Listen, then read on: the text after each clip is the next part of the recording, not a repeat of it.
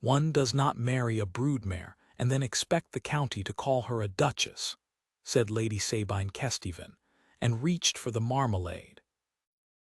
The Duke of Mervyn set down his knife. He did it quietly, laying it across the rim of his plate with the same care a man uses when he is not certain what his hands will do next, and the small ring of silver on porcelain went through the breakfast room like a shot through ice. At the far end of the table, his wife of 6 weeks did not move. Verity had her cup halfway to her mouth, and she finished the motion, and drank, and set the cup down in its saucer without a sound. Outside the tall windows the great level lay flat and shining to the horizon, mile upon mile of black soil and silver water under a sky that never ended, and the light off it came into the room the way light comes off the sea, and it lit the side of her face, and she was perfectly still. "Say that again," the Duke said. "You heard me perfectly well, Alaric. Say it again in the same room as my wife, and be sure you use the same word." Lady Sabine put down the marmalade spoon. She was 41 years old, 4 years older than her brother, and she wore black still though Lord Kesteven had been 3 years in his grave, and she had the raspberry bones, the long nose, the heavy lids, the mouth that could be made into a blade. "I used the word the county uses," she said. "I did not invent it. If it offends you, take it up with them. Half of Wickham Bolai said it at the assembly, and the other half wrote it in letters. A drainer's daughter, no family, no portion, no connection whatsoever, married in 9 weeks flat by a man of 1830, who needs a son before the Michaelmas after next or watches, 4,000 acres go to Percival Garrow. What are they to think she is for?" Sabine, his voice had gone very low. "You may glare at me across the eggs, but I am the only creature in this house who tells you the truth, and I shall go on telling it. She was chosen for one purpose. Everyone knows the purpose. I merely have the discourtesy to name it aloud." She turned her head. "I mean you no unkindness, Mrs. Raceberry, truly. It is not your fault that you are what you are." "Her Grace," the Duke said. "I beg your pardon. You will address my wife as Her Grace, or as Duchess, and you will do it now at this table, before you eat another mouthful in my house." The clock on the chimney-piece ticked.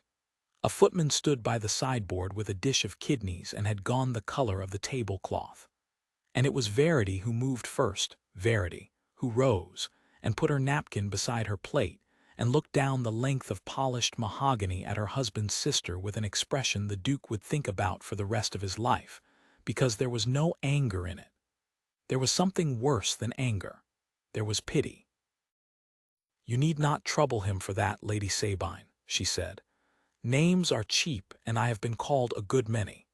And you have done me a kindness this morning, though you did not mean one." "A kindness?" "You have told me plainly what everyone else has been telling me behind their fans since the wedding. That is a service. A woman ought to know the ground she stands on." She folded her hands. "It is not true, but I know now what to answer when I hear it. Good morning." She went. The door made no noise at all, which was worse than if she had slammed it, and the Duke sat looking at the place where she had been with the strange sensation of a man who has watched something rare cross a room and out of it, and who understands, too late, that it might not come back. "Well," said Lady Sabine into the silence, "she has manners. I will grant her manners." He got up. He walked the length of the room and stopped behind her chair, and looked down at his sister's black shoulders and her severe dark head, and he said, "In the spring of the year you were married, our father sat where you are sitting and told Kesteven that you had a temper and a tongue and 40,000 pounds, and that 2 of the 3 would be forgiven. Do you remember what you said to me afterwards, in the yew walk?" Lady Sabine's chin came up. "That was a very long time ago." "You said you would rather have been born a dairymaid and chosen. Those were your words. I was 14 and I did not understand them, and I have understood them every year since with more exactness. He leaned down. You have just said to my wife the thing that was said to you. Consider that at your leisure. And when I bring her into this room again, I will hear you name her properly, or you will take your breakfast at Kesteven, and I will send your boxes after you with every courtesy in the world. He found her in the still room. He had not expected it. He had gone first to her sitting room and then to the long gallery, and then, on an instinct he could not have defended, out through the garden door and along the wall where the pears were, to the low brick range behind the kitchens where the herbs hung in bunches, and the shelves went up into the dark. Verity was there with her sleeves pushed back and a mortar between her hands, grinding something that smelled of camphor and clean bitterness, and she did not stop when he came in. Mrs. Honoré has the toothache, she said. It has been 3 days, and she would not say so because she thinks a housekeeper ought not to have a mouth. Verity. There is a great deal of pain in a house that nobody mentions. The pestle turned. My father used to say that of the level. 9 parts of the water are under the ground where you cannot see it, and the 10th part is the flood, and every man is astonished by the 10th part. The Duke stood in the doorway with his head almost at the lintel, and did not know where to put his hands. He was a large man, and he was accustomed to rooms arranging themselves around him. He had been the 6th Duke of Mervyn since he was 26, and in 11 years the world had rearranged itself so consistently at his approach that he had almost forgotten it was a thing the world was doing on purpose. It did not rearrange itself here. Here he was simply in the way of the shelf. I am going to say something, he said, and I will say it badly. Then say it badly. There is a clause. He heard his own voice, flat and careful. You know of it in outline. I would rather you knew it whole this morning from me than in pieces from Sabine over the marmalade. My great-grandfather settled the estate upon the heirs male of his body. 4,000 acres, the hall, the fen commons at Ladysmere and Hobbs O, the drainage rights, the whole of it. If there is no son of mine, it goes at my death to Percival Garrow, who is my cousin at 3 removes and who has said, in company, in a room where 6 men heard him, that the first thing he would do with the level is sell the commons for pasture and put the eelmen off the water. The pestle stopped. There is more, and it is the part Sabine has been at me about since March. The commissionership of the great level runs with the dukedom by ancient grant. Whoever holds Mervyn holds the sluices. Kingsholt, Farthing Drove, the whole line of them. Garrow at Mervyn is Garrow at the sluices, and Garrow at the sluices means the water goes where the money is and not where the land needs it, and there are 900 souls between here and the coast who will find that out in the first wet autumn. He stopped. So, yes, there is a reason of state for my marrying, and it has been discussed by lawyers, and my sister is not lying when she says the county knows it. Verity set the mortar down. She turned round and leaned back against the bench with her hands behind her, and she looked at him steadily, and her eyes were gray and unhurried, and he had the sensation, familiar by now and still not comfortable, of being weighed on a very accurate instrument. And is that why you married me? No. You answer quickly. Because I have had 6 weeks of lying awake asking it of myself, and I have the answer ready. He came 2 steps into the room. If it were the estate, Verity, I should have married Miss Fanshawe of Coyle, who has £11,000 and a mother who wrote to me twice, or Lady Anne Prydox, who was offered to me across a dinner table in February with the frankness of a horse fair. Either of them would have done it. Either of them would have been easier by 1,000-fold, no whispering, no assembly rooms going quiet when we come in, no sister at breakfast. I did not want either of them. I wanted the woman who stood in the breach at Farthing Drove with a lantern in her teeth. Something moved in her face at that.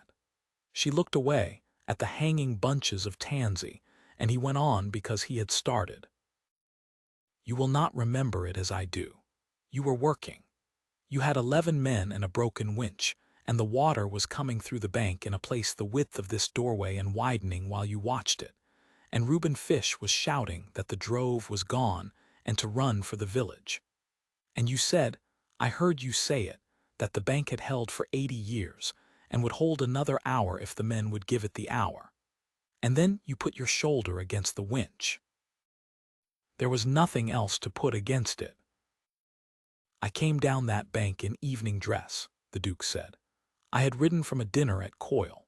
I had a coat on that cost more than Fish earns in a year, and I had never in my life put my hands on a sluice winch, and you looked at me for perhaps the length of a breath, and you did not curtsy, and you did not call me your grace, and you said, get on the other side and pull when I say pull. He shook his head slowly. Do you know what happens to a man in my position, Verity? Everyone has always already decided what to do with me. Everyone has a use. Sabine has a use, Garrow has a use, the bishop has a use, and every one of them dresses it up in courtesy until I cannot tell what is meant from what is merely said. And there you were in the rain, with a real thing that wanted doing, telling me to pull when you said pull. So you married me for my winch. I married you, he said, because you were the first person in 11 years who told me what to do without wanting anything from me. And because when the bank held, at 4 in the morning, you sat down in the mud and laughed, and I have not been able to stop thinking of it since. He stopped and looked at the floor. I said I would say it badly. Verity was quiet for a moment. Then she came across the flags and stood in front of him and put one hand flat against the middle of his waistcoat, which was a thing nobody had done to him since his mother died, and she said, Then here is my part of it, and you may have it whole as well. I did not marry a duke. I have no notion how to be a duchess, and I do not much care to learn the parts of it that are only ornament. I married a man who came down a bank in his good coat and pulled when I said pull. Her chin lifted. But hear me, Alaric. If there comes a day when you look at me and what you see is 4,000 acres and a clause, if I am ever a means in this house and not a wife, I will know it before you do. And I will not stay to be a means. Not for you.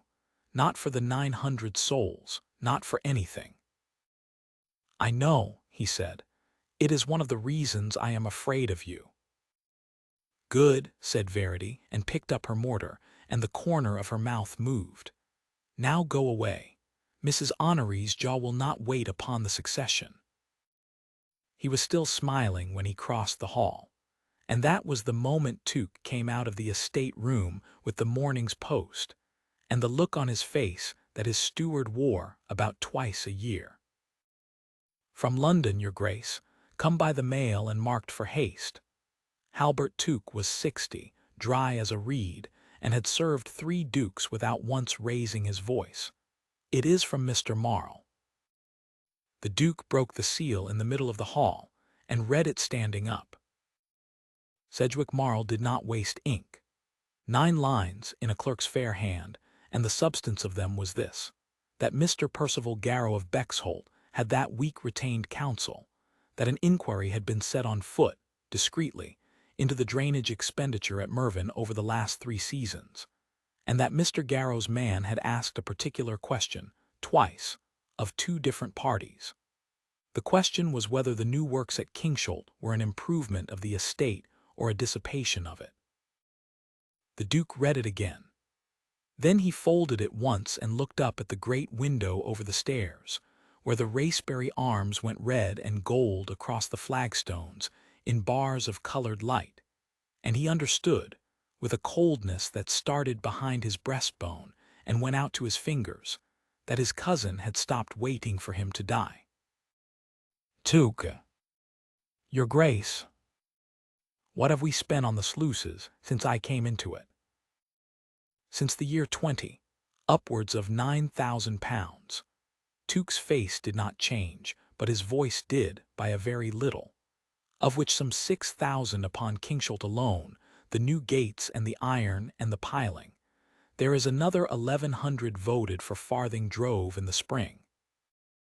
And if a court were told that a tenant for life had laid out £9,000 of an entailed estate upon banks and ditches that will be under water in 50 years, for the benefit of eelmen and reed cutters who pay no rent to speak of, what would a court call that?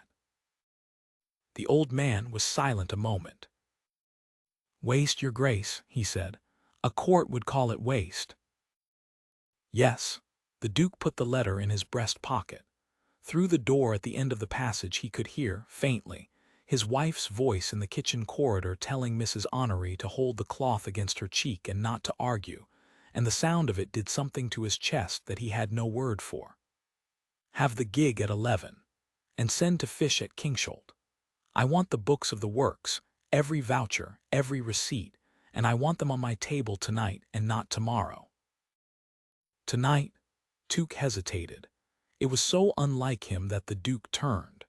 "Your Grace, as to the vouchers for Kingsholt, there is a matter I have twice meant to bring, and twice put off, because I could not make it come right in my head, and I did not wish to speak ill on a doubt." "Speak ill on a doubt. This morning I will take doubts." "The signatures," Tuke said, "for the ironwork and the piling in the autumn quarter, they are all in one hand, and the hand is not Fish's." He looked, for a man of 60, oddly like a boy who has been asked something at school. "It is young Mr. Lassiter's, her Grace's brother." Kingsholt Sluice stood 4 miles out along the bank where the Hobbs O came down to meet the main drain, and there was no way to it but the drove road, and no way along the drove road but slowly. The Duke drove himself. He liked the level in the way a man likes a difficult book. It gave nothing to a careless eye and everything to a patient one. Reeds went by in a wall on his left, silver-brown and hissing.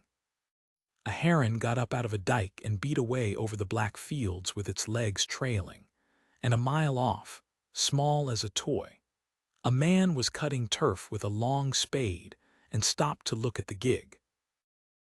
Reuben Fish met him at the sluice-keeper's cottage, with his hat already in his hand. "Your Grace." He was 50, thick through the shoulders, with a fen man's brick-red face and pale eyes made narrow by 40 years of looking at water. "Wasn't expecting you till the spring." "Nor was I." The Duke got down. "Walk the works with me. I want to see the piling." Something happened in Fish's face. It was gone at once, and a stranger would have missed it, but the Duke had spent 11 years reading faces across dinner tables where nobody said anything true, and he had grown expert at the flicker. "The piling," Fish said. "It's all under, your Grace. That's the nature of piling. It's under the water and under the clay both." "Then we will look at what is not under." They walked out onto the sluice. It was a fine thing, and he had paid for it, and standing on it always gave him a satisfaction he did not get from anything hanging in his own picture gallery. 2 great gates of oak bound in iron, a wheel and a winch housed in brick, the water on the upstream side lying flat and dark and heavy as pitch, and on the downstream side, a green whispering slide of it going away between banks toward the coast. £6,000. He remembered signing for the first 1,000, and thinking that his father would have spent it on horses. "There," he said, "the tie rods." "Your Grace." When the specification was drawn, the ironwork above the abutment was to be tied through with rods at 4-foot centers. Mr. Lassiter's drawing showed 9 on the western side. The Duke walked the coping slowly, counting. He got to the far end and turned round. "There are 5. Fish said nothing. "There are 5, Reuben, and they are lighter iron than the drawing calls for. I am not an engineer, but I can count, and I have carried that drawing about in my head since the autumn because I was proud of it." He came back along the coping. "Where is the rest of my iron?" "It'll be at the yard," Fish said. "There's iron at the yard. There's all sorts at the yard." "Is there?" "I don't know about drawings, your Grace." The pale eyes had gone somewhere else, out over the water, and his hands were turning his hat round and round by the brim. "I keep the water. I open her and I shut her and I grease her and I keep the book of the levels, and I've done it since before you were breeched, begging pardon. Men come out here with papers. They tell me sign this, fish, or make your mark, fish, and I've made my mark on more papers than I've had hot dinners, and I couldn't tell you what one of them said." "You cannot read."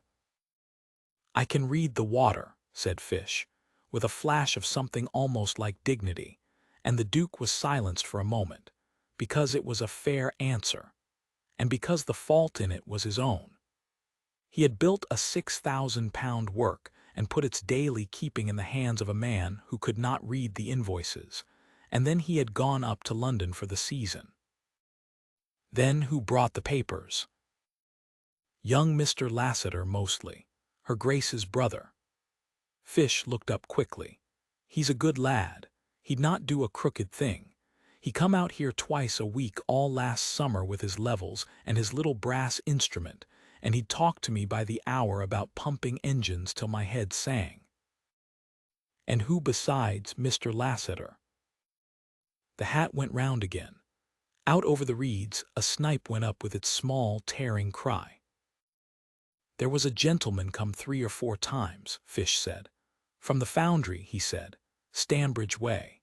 He had a green gig and a coat with a velvet collar, and he'd count things and write in a book, and once he give me a half-crown for holding his horse." He hesitated. "He never left his name with me, but I heard the lad call him Mr. Ambler." The Duke stood on his own sluice with the wind coming off the level and the smell of black water and cut reed in it, and turned the name over. Ambler. He did not know it, but he knew, from 100 quiet campaigns in 100 quiet drawing-rooms, what it meant when a man came 4 times to a place and never left a name. "Reuben," he said, "you will do something for me, and you will not speak of it to anyone at all, not to your wife, not in the bell at Wickham Beaulieu, not to any gentleman with a velvet collar. Between now and Sunday you will go through your levels book, and you will mark for me every day this last 12-month when the gates were opened otherwise than by your hand or my order. Every day. If there are none, say so and I will believe you." The pale eyes came up and met his, and for the first time there was something naked in them, and it was fear. "And if there are some, your Grace, then you will tell me, and I will not turn you off, and you have my word upon it before God." The Duke put on his gloves. "I would rather have a keeper who tells me a hard thing on Sunday than a clean book and a broken bank in November. Do you understand me?" Fish swallowed. "Aye," he said, "I understand you." He came back by way of Ladysmere, because the light was going, and the light on Ladysmere at 4 o'clock in October was one of the 2 or 3 things he would have named if a man had asked him what he was defending. 200 acres of shallow water and reed and rough grazing, held in common by the villages, since a charter nobody could now read, and the low sun on it turned the whole of it to hammered brass. Eel traps in a row like a row of dark commas. 3 cows standing in the shallows to their knees with their breath going up. And on the causeway, walking toward him with her boots muddy to the ankle and her bonnet swinging from her hand by its ribbons, his wife, with a basket, in conversation with a very old woman and a very small boy. He pulled up. The old woman dropped a curtsy that creaked audibly. The boy stared at the horse. "Your Grace," said the old woman, "beg pardon, we was only talking of my Ephraim's leg." "Mrs. Paget's son had a wound from a scythe in August, and it will not close," Verity said, in the tone of a clerk reading out a return, "because he goes on cutting reed in the water with it, because there is nobody else to cut the reed. So I have brought Mrs. Paget something for the dressing, and Mrs. Paget has promised me that Ephraim will keep out of the water for 10 days. "I never promised the 10, said Mrs. Paget. "You promised the 10. "I promised I'd tell him the 10. "Then tell him. said Verity, "that if the leg is not closed by the month's end, I shall come down to the stave myself, and stand in the water and cut the reed, and let him see how he likes the look of that." The Duke, who had been about to speak, discovered that he had nothing whatever to say. Mrs. Paget cackled like a hen. The small boy, evidently deciding that the moment was safe, put out one finger and touched the horse's nose, and then fled 10 yards and stood grinning. "Get up," the Duke said to his wife. "Mrs. Paget, if Ephraim cannot cut the reed, there is a man idle at the Hall stables who can, and I will send him down for the week. Tell your son that it is not charity, it is the Duke's convenience. Ladysmere Reed thatches the Duke's cottages." He drove her home along the top of the bank, with the sun going down behind them, and the water on both sides going from brass to lead. She was quiet for the first mile. "You will want to tell me something," she said at last, "and you are turning it over to find the way in. You do that with your jaw." "I do not do anything with my jaw." "You do. It is a very grand jaw, and it gives you away completely." She waited. "Is it Sabine?" No, he watched the horse's ears. "Sabine is a wound with a mouth, and she will keep. It is your brother." He gave it to her straight, because he had promised himself in the still-room that morning that he would never manage her, and it was harder than he expected. The letter from Marl, the inquiry, the signatures in one hand, 5 tie rods where there should be 9, and lighter iron than the drawing, and 1,100 pounds of Stanbridge foundry work invoiced and receipted for, and not, so far as his own eyes could tell him, standing on his own sluice. Verity did not interrupt. When he had done, she sat looking out over the darkening level with her hands in her lap, and she said, "Tobias did not steal it." "I have not said he did." "You have said his name is on it, which in a court is nearly the same thing, and you know it." Her voice was level, and there was a small tremor at the bottom of it, like a wire under a floor. "He is 20. He was our father's eyes for the last 2 years when the eyes went, and he did his sums in the corner of the room, and read them out loud. And when father died, the only thing he had in the world was a case of instruments and a name that meant something on the level. And now he has an office in Stanbridge with his own brass plate and 8 pounds of somebody's debt on his shoulders." The Duke turned his head. "Whose debt?" "His own. He went surety for a friend 2 years ago, before he knew better, and the friend went to Canada." A pause. "He is ashamed of it.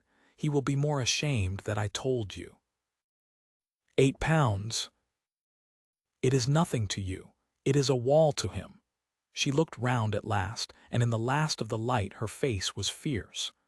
"And it is exactly the size of a thing a clever man uses. Do you see it? Give a boy of 20 an office and a little credit and a great deal of flattery about pumping engines, and hand him papers to sign, and let him think he is trusted, and when the time comes you have a signature in his hand on every voucher, and he cannot tell a court where the iron went because he never saw where it went.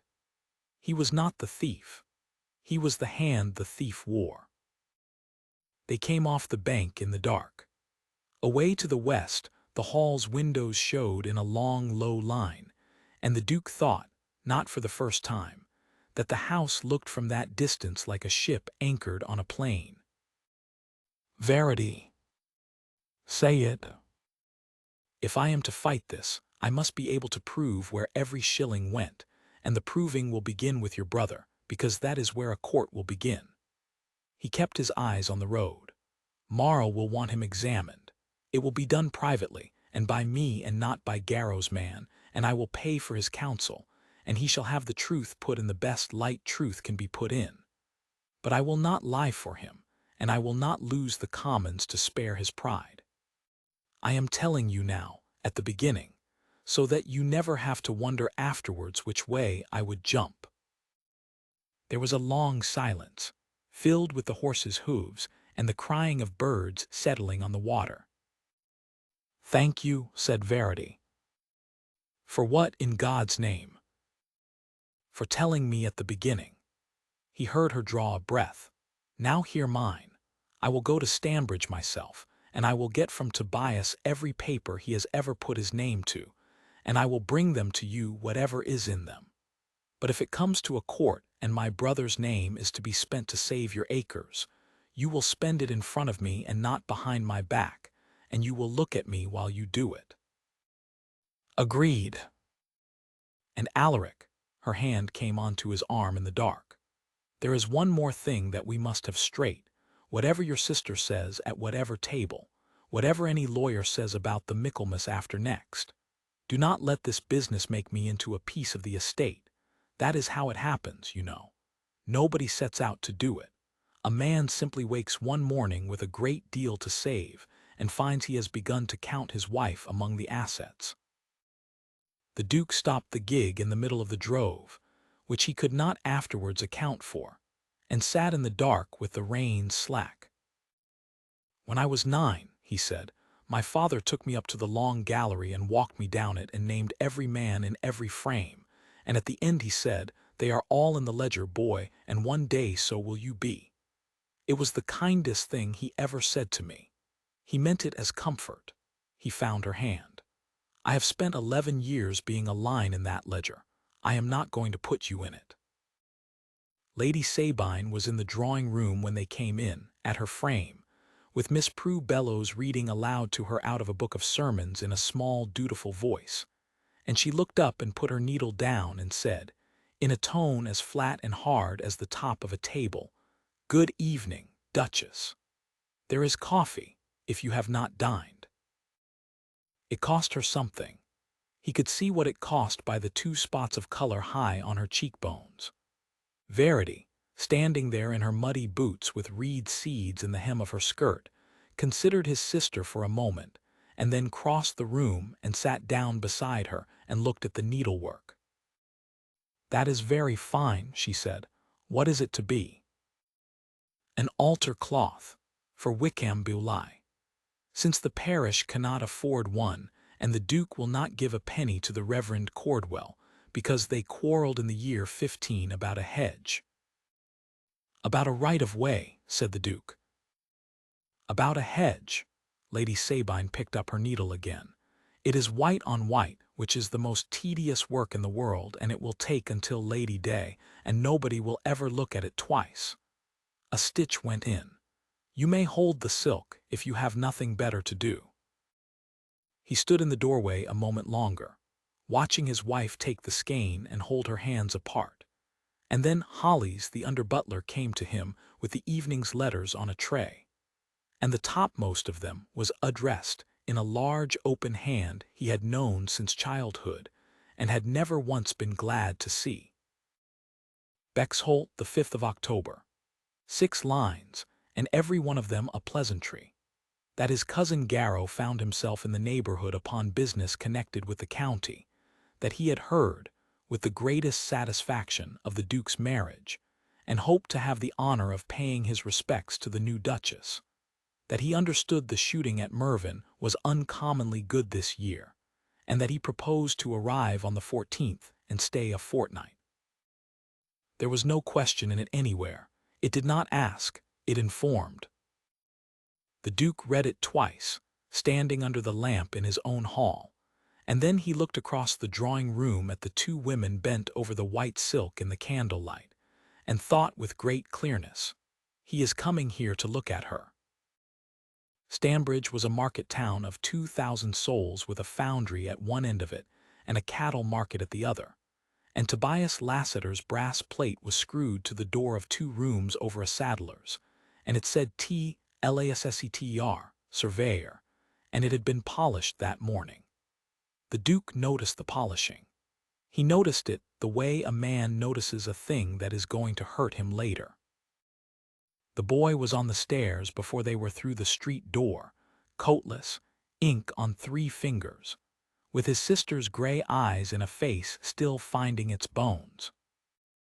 "Verity, your grace," he stopped dead and then bowed too far. "I would have had a fire lit. There is no fire. There is a chair, Only one of them has a leg that wants. "Sit down, Mr. Lassiter," said the Duke, "and let us have this over, because your sister has been silent for 9 miles, and it does not suit her." They sat. There were drawings pinned to the wall, 4 of them, and the Duke saw at a glance that they were good. There was a shelf of borrowed books with paper markers in them, and on the table, under a stone, a bill from a stationer with a date on it 4 months old. Tobias told it plainly, which was to his credit, and he told it in the wrong order twice, which was only his age. In the spring of the year, the works at Kingsholt had been put in hand. He had been engaged as assistant to the undertaking at £40 the season, which had seemed to him at the time a sum out of a fairy story. The iron and the piling had been contracted for with Marriage and Sons of Stanbridge, who were the only foundry within 20 miles that could roll a tie rod of the section wanted. The Duke had gone up to London in April. "And who came to you from Marriages?" "Their agent, Mr. Ambler." Tobias's ears had gone red. "He was very civil to me. That is the part I cannot. He was very civil, sir, and I was 19, and nobody had ever been civil to me about my work before, and he would sit on that table and ask me questions about the pumping engine at Coyle as though my answers were worth something." "Go on." "The first delivery was short. The boy's voice steadied when he got to facts. The Duke noted that too and liked him for it. 9 tie rods were specified for the western abutment and 6 came, and of the 6, 4 were of the section and 2 were lighter. I made a memorandum of it. I have the memorandum." He went to a deal box and came back with it. "I told Mr. Ambler the delivery was short and would not pass, and I said I should write to Mr. Tuke at the hall. And 2 days after, he brought me this." It was a half sheet of paper, folded in 3, worn soft at the creases from being carried. The Duke took it to the window. It was in his own hand. Or rather, it was in a hand that had been at pains to be his own. The long ascenders, the way the letter D leaned back, the peculiar hooked M that he had learnt at 9 years old from a writing master, and never lost. It authorized the diversion of iron and piling from the Kingsholt works, as necessity might require, to the strengthening of the bank at Farthing Drove, and it desired the accounts to be made up whole at the Michaelmas quarter, and it was signed with the single word Mervyn and a flourish beneath it that he had used perhaps 400 times in his life. He stood with it in the light for a long moment. Behind him, the room had gone very quiet. Alaric said Verity.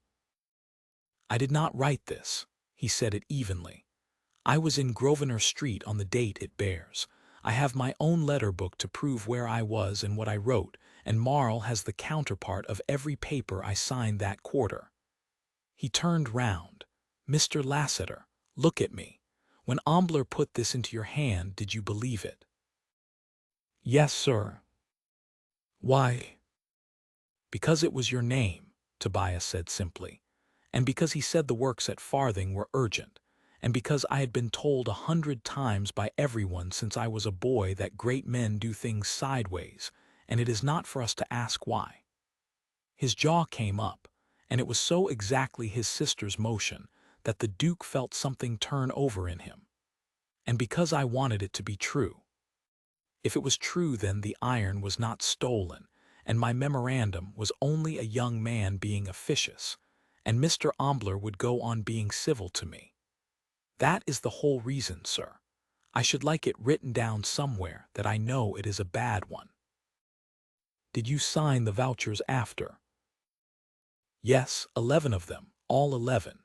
He had gone white now under the red ears. "I signed for iron I never counted onto the ground, because I had a note in your hand telling me it had gone elsewhere. And in the summer Mr. Ambler was good enough to speak to a person in Stanbridge about a debt of mine, and the person did not press me after, and I did not ask why, and I have known since August, sir, in the middle of the night, exactly what I have been." He looked at the table. "You will want to ruin me. I would in your place." Ruin you, the Duke repeated. There is no other way to be clean of it. If the Duke of Mervyn stands up in a court and says his surveyor was a fool and a dupe and has been dismissed, the court will believe him, and the estate is safe. It is the sensible thing. I have worked it out. His voice cracked once, and he mastered it. Only I would be obliged if it might be done in Stanbridge and not in Wickham-Beaulieu, because of Verity. Nobody said anything for a moment. Then the Duke pulled out the chair with the bad leg and sat down on it carefully, and put the forged note flat on the table between them. "Mr. Lassiter," he said, "how many men in this county could counterfeit my hand well enough that a duke's own steward would pay upon it?" Tobias blinked. "Not a great many, sir." "None, not one, unless he had a quantity of my letters to work from and months to practice it, and a reason. Do you understand what you have just handed me?" He tapped the paper. "You have handed me the only object in the world that proves this was not a careless boy losing count of iron bars. It is a forgery of a duke's signature.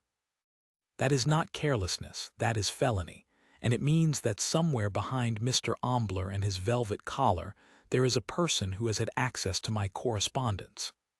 He sat back. "I do not want you ruined. I want you sober and useful and awake, which you are now in a way that no schooling would have managed. You will remain surveyor to the works." The boy's mouth opened. "You will do 3 things.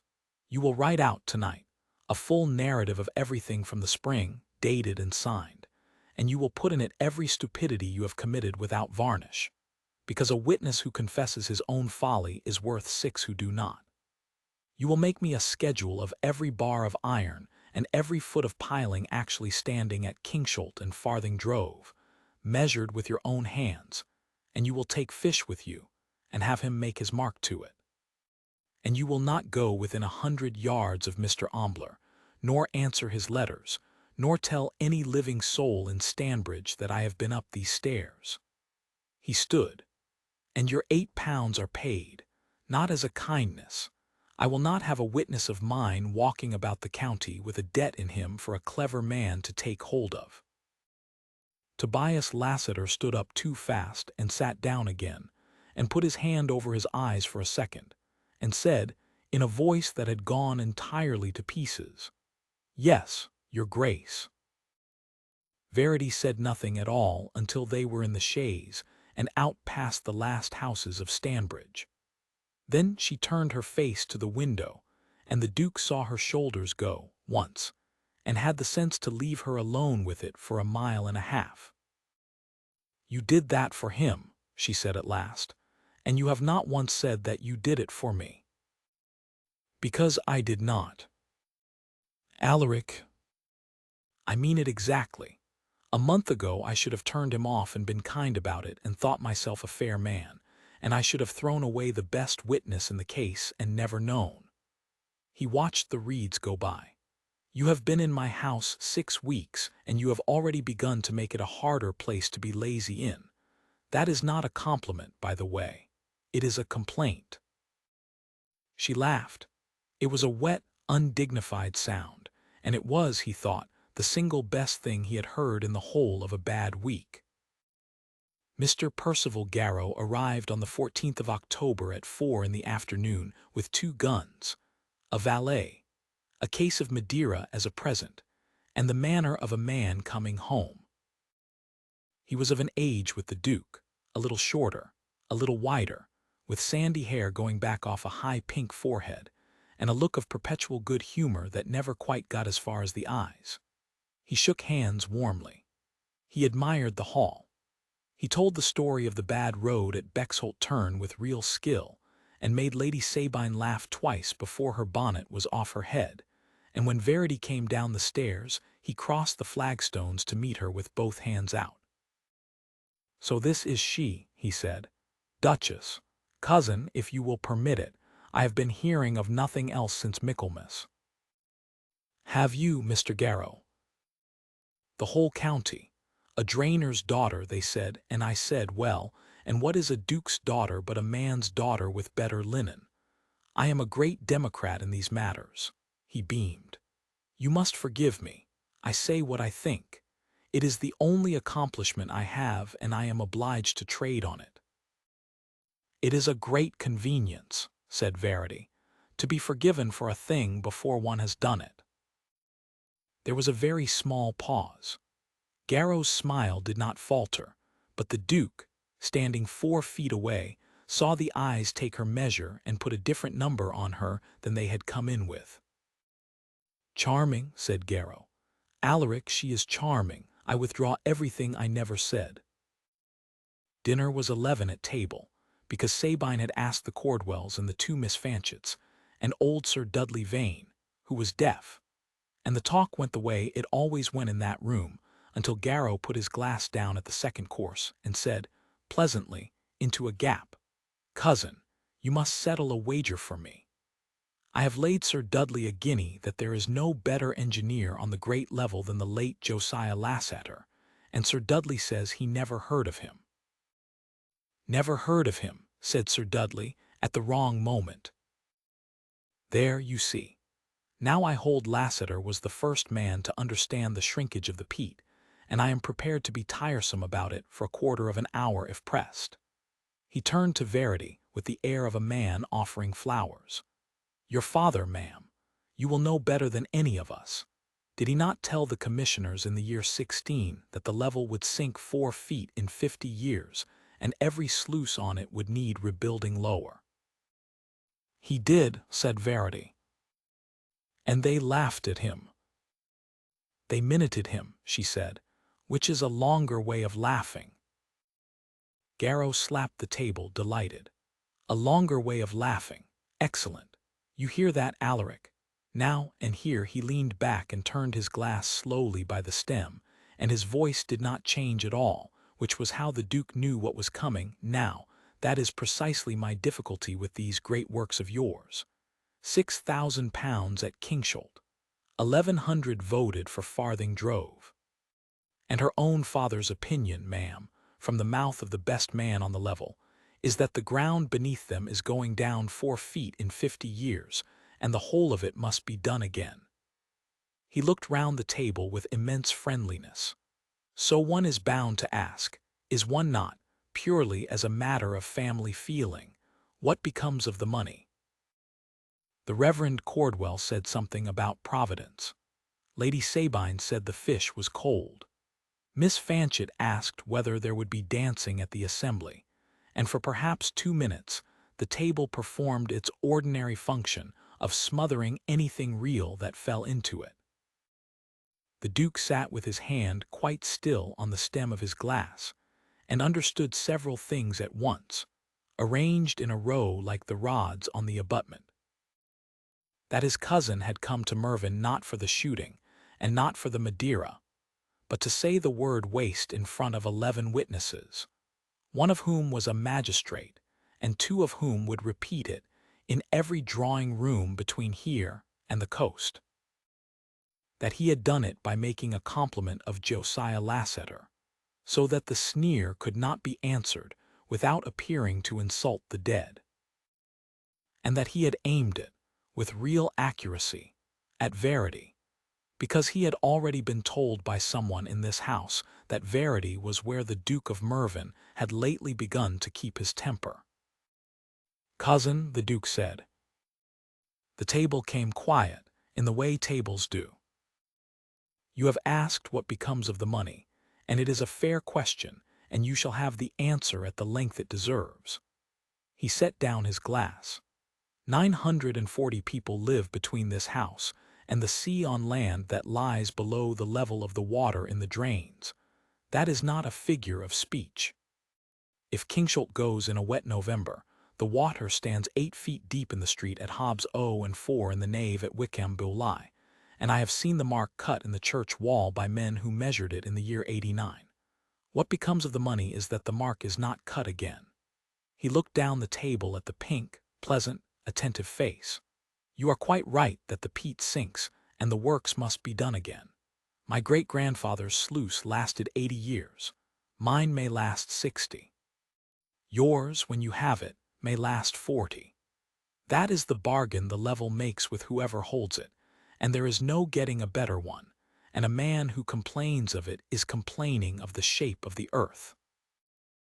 When I have it, Garrow repeated, smiling. You are very good to say so. I said when, I did not say if. The Duke rose, and the whole table rose with him in a scrape of chairs. Ladies, there is coffee in the drawing-room, and my sister has an altar cloth to show you that will shame every parish in the county. He got them out. He stood by the door and let them past him, and Verity went by last. And as she passed she said, without turning her head, in a voice pitched for exactly one pair of ears, "The letter-book." "What?" "Your correspondence, Alaric. Who has had the keeping of your letter-book while you were in London these 3 years?" And the Duke stood in his own doorway, with the candles going and the sound of coffee cups beginning behind him, and could not for the life of him remember any answer to that question, except one. The letter-book lived in the estate room in a press with 2 doors, and the key to the press hung on a nail behind the shutter, which was where the key to the press had hung since the year 1800, because his father had put it there, and nobody at Mervyn ever moved anything. The Duke went through it by candlelight after the house was quiet. 3 years of it, every letter he had written of business, copied fair by whoever was at hand, with the dates in the margin. A quire of franked covers, a packet of paper cut to size.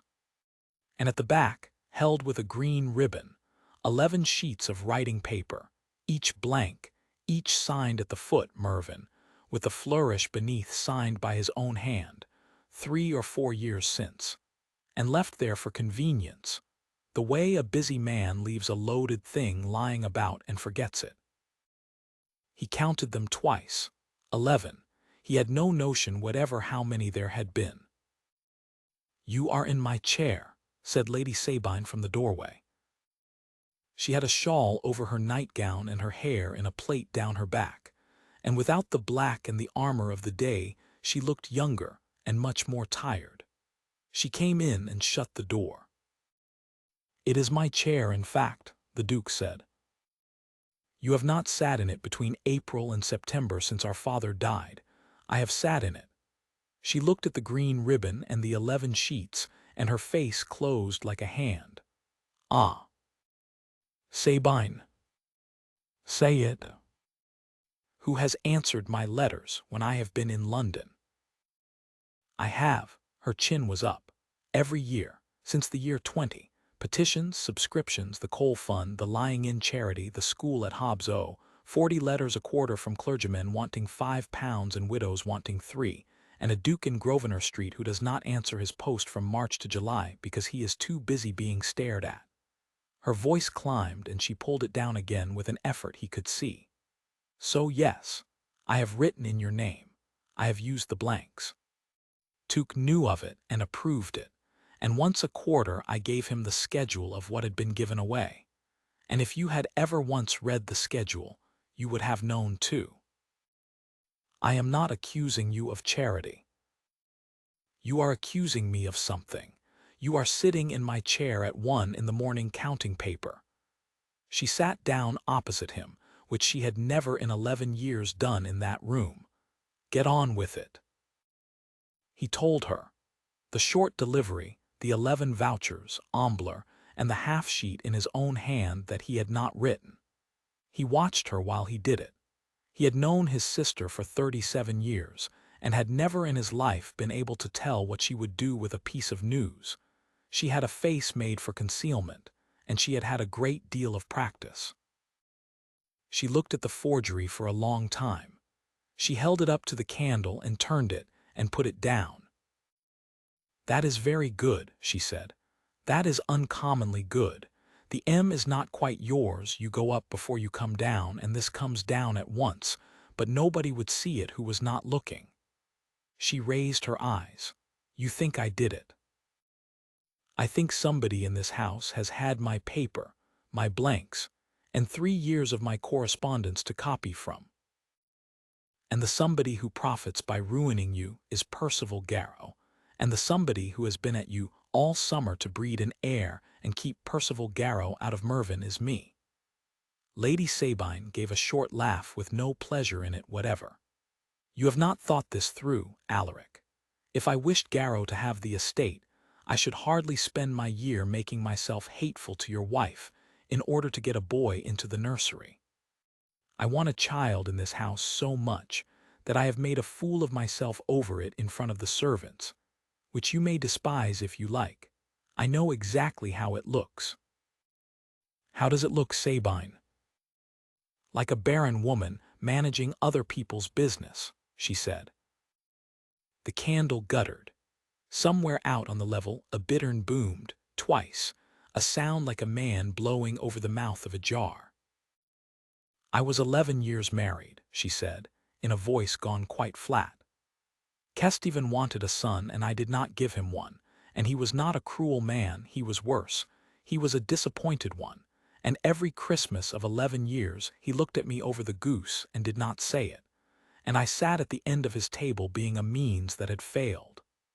She smoothed the shawl over her knee with great care. "So when you brought home a strong young woman of 24 out of the fen, my very first thought, before I had even seen her face, was, thank God, at last, a healthy girl.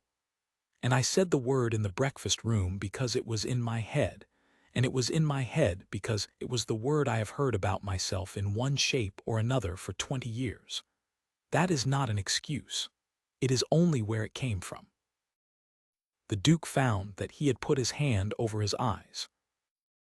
"You should have told me that a decade ago." "To what end? You were 24 and interested in horses." She stood and gathered the shawl, and at the door she stopped. "I did not forge your name. If you want proof I cannot give you any, which is the nature of the thing, but I will tell you where to look, since you are too proud to ask a woman for help. Whoever wrote that half-sheet writes a beautiful hand, and has had this room to sit in and time to practice, and the only persons in this house of whom both are true are your steward, myself, and one other." She did not say the name. "And when you have thought of her, Alaric, be gentle. She has nothing in the world and she is frightened of everything, and frightened people do not need to be wicked to do a great deal of harm." The Wickham Beaulieu Assembly was held on the last Thursday in October in the long room over the bell, and everybody came, because there was nowhere else to go. The Duke had been to 19 of them. He had stood at the top of the room for 19 years with a glass of indifferent negus in his hand, listening to Sir Dudley Vane's opinions at the volume of a man who cannot hear his own voice, and he had thought each time that he would rather be at Kingsholt in the rain. This time he came in with his wife on his arm, and the room did a thing he had never once seen it do. It went quiet in layers, from the door backwards, like water going still. Verity wore green.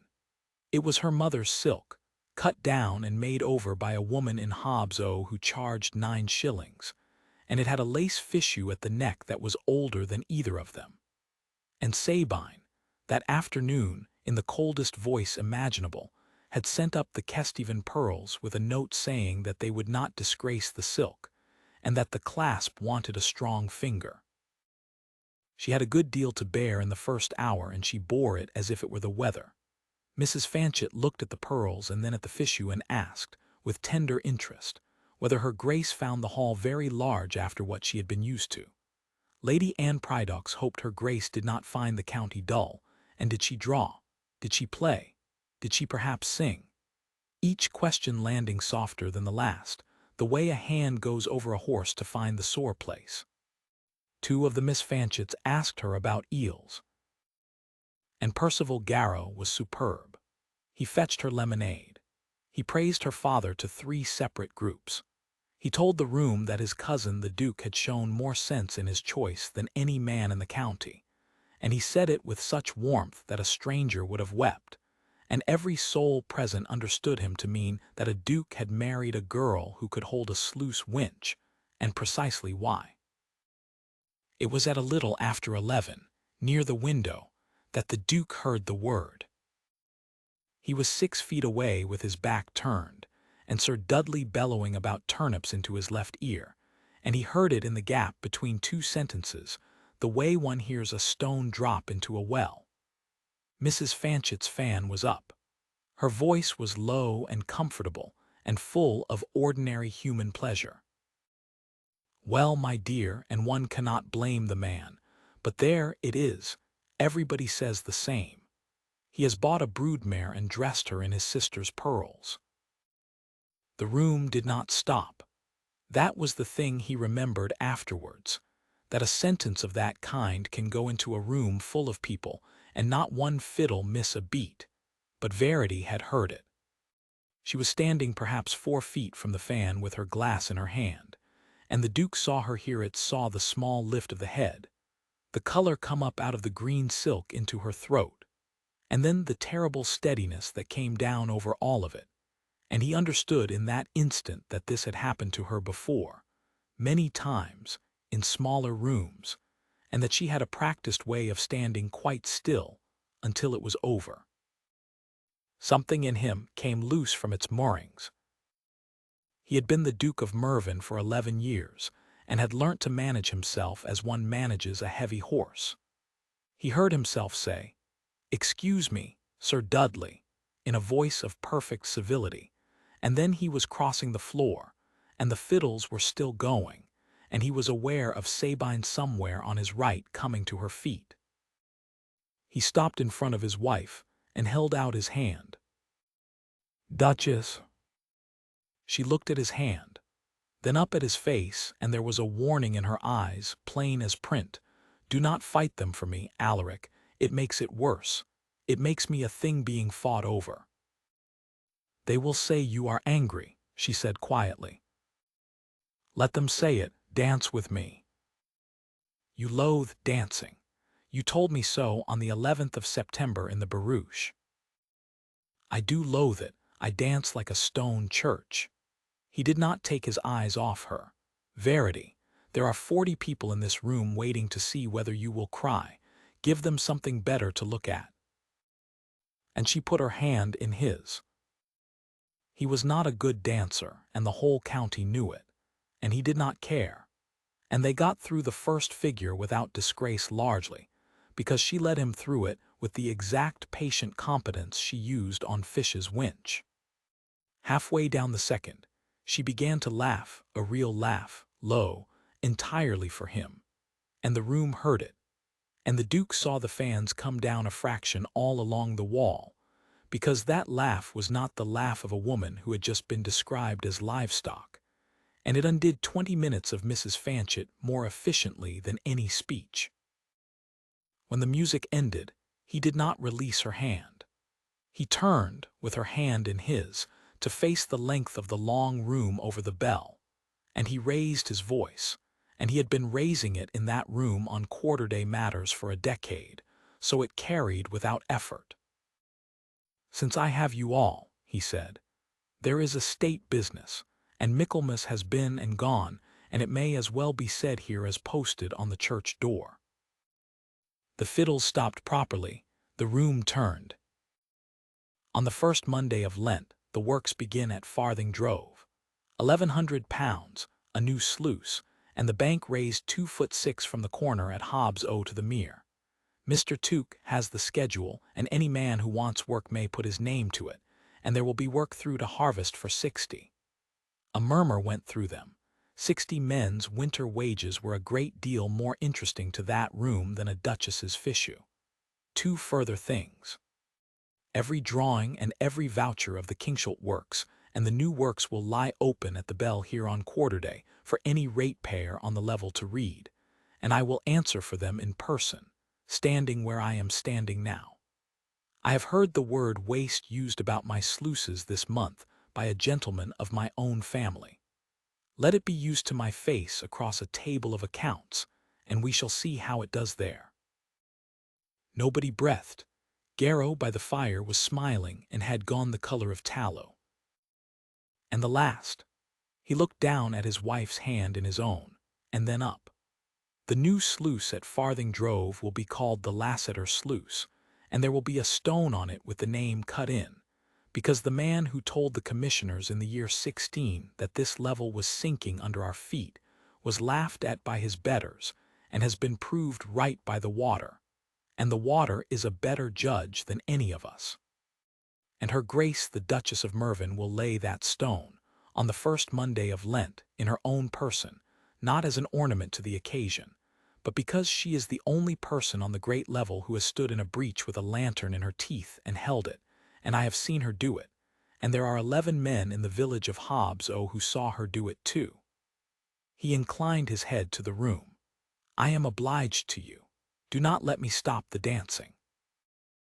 The fiddles struck up, raggedly, half a bar apart. Sir Dudley Vane said, "What?" very loudly. Mrs. Fanchett's fan had come all the way down and was hanging from her wrist by its ribbon. Verity's fingers had tightened on his until they hurt. "You are a very dangerous man," she said unsteadily, "and I have not forgiven you, and if you ever fight for me again in front of a room I shall—" She stopped. "Alaric, take me outside. I find I cannot do this after all with everybody watching." He got her out onto the gallery at the head of the stairs, where it was cold and smelled of tallow and horses, and she stood with both hands on the rail for a moment, and then pressed the back of her wrist against her mouth. "I am not crying. No, I do not cry in passages." "Certainly not," said the Duke, and put his coat round her shoulders, and stood in front of her so that anyone coming up the stairs would see nothing but the back of a duke. They went home at 1, and at Mervyn, on the hall table, delivered by a rider from Stanbridge who had waited 2 hours and eaten a great deal of cold beef in the kitchen, lay a letter from Sedgwick Marle with 3 lines in it, and an enclosure of 11 pages. And the 3 lines said that a bill had been filed that Tuesday in the Court of Chancery by Percival Garrow, Esquire, against the Duke of Mervyn, that it alleged waste and the dissipation of the entailed estate, and that Mr. Garrow prayed an injunction to restrain the Duke, until the hearing of the cause, from laying out 1 further shilling upon the works at Farthing Drove. Reuben Fish came up to the hall on the Sunday after the assembly in his black coat with his Level's book under his arm, and would not sit down, and would not take anything, and stood in the middle of the estate room turning his hat. 4 times, he said, "Show me."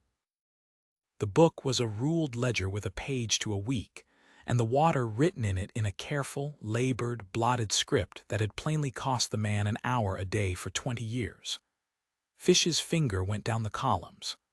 Level above sill at 7 in the morning, level at noon, level at dusk, wind, weather, gates. There, the 11th of June. I set her at 9 inches, and come morning she's at 3½ and I never touched her. The blunt finger moved. 22nd of July, same. 9th of August, same, only that time I found the winch pawl out of its notch and I'd swear on the book I left it in. And the 2nd of this month, the day before the Duchess come down to Ladysmere. 4 times, your Grace, in the 1 12-month, and never once in the 19 years before it. Somebody has been letting my water out. Somebody's been trying her, Fish said. That's the way I read it. Nobody empties a drain in June for spite. You'd empty her to see how fast she runs and how she stands and whether the gate lifts sweet, and you do it in June and July when there's no harm in it, so as to know exactly what she'll do in a wet November when there's every harm in it. He looked up, and his pale eyes were as steady as a wall. That's a man learning his ground. The Duke stood very still. There are 2 keys to the sluice house. 3, said Fish. Mine and yours in the press, and there was a 3rd on a ring at the hall from my father's time that got give to the undertaker of the works in the spring, along of him needing to house his tackle dry. Given by whom? By me, your Grace. Fish's face did not change, but his voice went down into his boots. To the gentlemen that come with the papers. Ambler. Aye. For a moment nobody spoke. Out in the passage, a maid went by with a coal scuttle, whistling, and stopped whistling when she saw the door open. Reuben, the Duke said, you have just told me a thing that will cost you your character in this county if it comes out at the wrong end of a courtroom, and you have told me it on your own legs, on your day off, in your good coat. I said I would not turn you off, and I do not. From tomorrow the sluice house has one lock, a new one and one key, and it hangs about your neck on a cord, and if any man in England asks you for it, the answer is that he must apply to the Duke in person and be looked in the face while he does it. Is that plain? That's plain. And you will teach my wife the Level's book. The pale eyes came up startled. Her Grace can read and write and add, and she has her father's eye for water, and if you are struck down by lightning tomorrow, there is not another soul on this level who could take up that book at the right page. The Duke closed it and handed it back. It is not a slight upon you. It is what a wise man does with a thing that matters. Fish took the book and held it against his chest with both hands like a hymnal. My father knew hers, he said. Old Josiah. He'd sit on the coping and eat his bread and cheese and tell you the water was a horse, not a wall. You don't stop a horse, he'd say, you ride him. He put on his hat, remembered, and took it off again. I'll teach her, your Grace. She'll not need much teaching. Percival Garrow stayed his fortnight out. He shot 11 brace and lost gracefully at whist and was charming to the servants. And on the last morning, the Duke came round the corner of the yew walk and found him with Verity by the sundial. They did not see him at once. Garrow had his hands behind his back and his head a little on one side, and he was speaking in the pleasant, reasonable, confidential voice of a man doing somebody a favor. And you will forgive an older relation for plain speaking, since we have agreed that plain speaking is my only accomplishment. It is not a comfortable position, ma'am. You are 24. He is 28, and the estate is in chancery, and if the cause goes against him the works stop, and if he should be so unfortunate as to leave no son the whole of this comes to me, and I should be very sorry indeed to see a woman of your quality turned out upon the level with a jointure of 200 a year, and everybody in the county saying she had failed of her one office. A pause. Whereas a friend of the family at Bexholt would always be able to do something. A cottage at Hobbs O. A word in the right ear for your brother, who has more talent than luck. These things can be arranged between people of sense long before they are needed. You are offering me terms, said Verity. I am offering you a shelter. Terms is an ugly word. It is an honest one, and you said you dealt in those. Her voice was perfectly pleasant. Mr. Garrow, I have stood in a fen bank at 2 in the morning with the water coming through, and I will tell you the one thing I learnt there, and then we may go in to breakfast. The men who run for the village are never the men who are frightened. They are the men who have decided in their hearts that the bank is going anyway. You have decided that my husband's bank is going. That is why you are out here at 9 o'clock in the morning being kind to me by a sundial. She gathered her shawl. I shall stay and pull when he says pull. You may tell them at Bexholt that I was very civil about it. The Duke stepped out of the yew walk. Cousin, he said, your chaise is at the door. To do Garrow justice, he did not lose his countenance for an instant. He bowed to Verity. He complimented the Duke on his coverts. He expressed the hope that the cause might be compromised without expense to either family, and he was gone down the avenue by 10 with his valet up behind, and the case of Madeira unopened in the dining room because nobody would drink it. November came down over the level like a lid.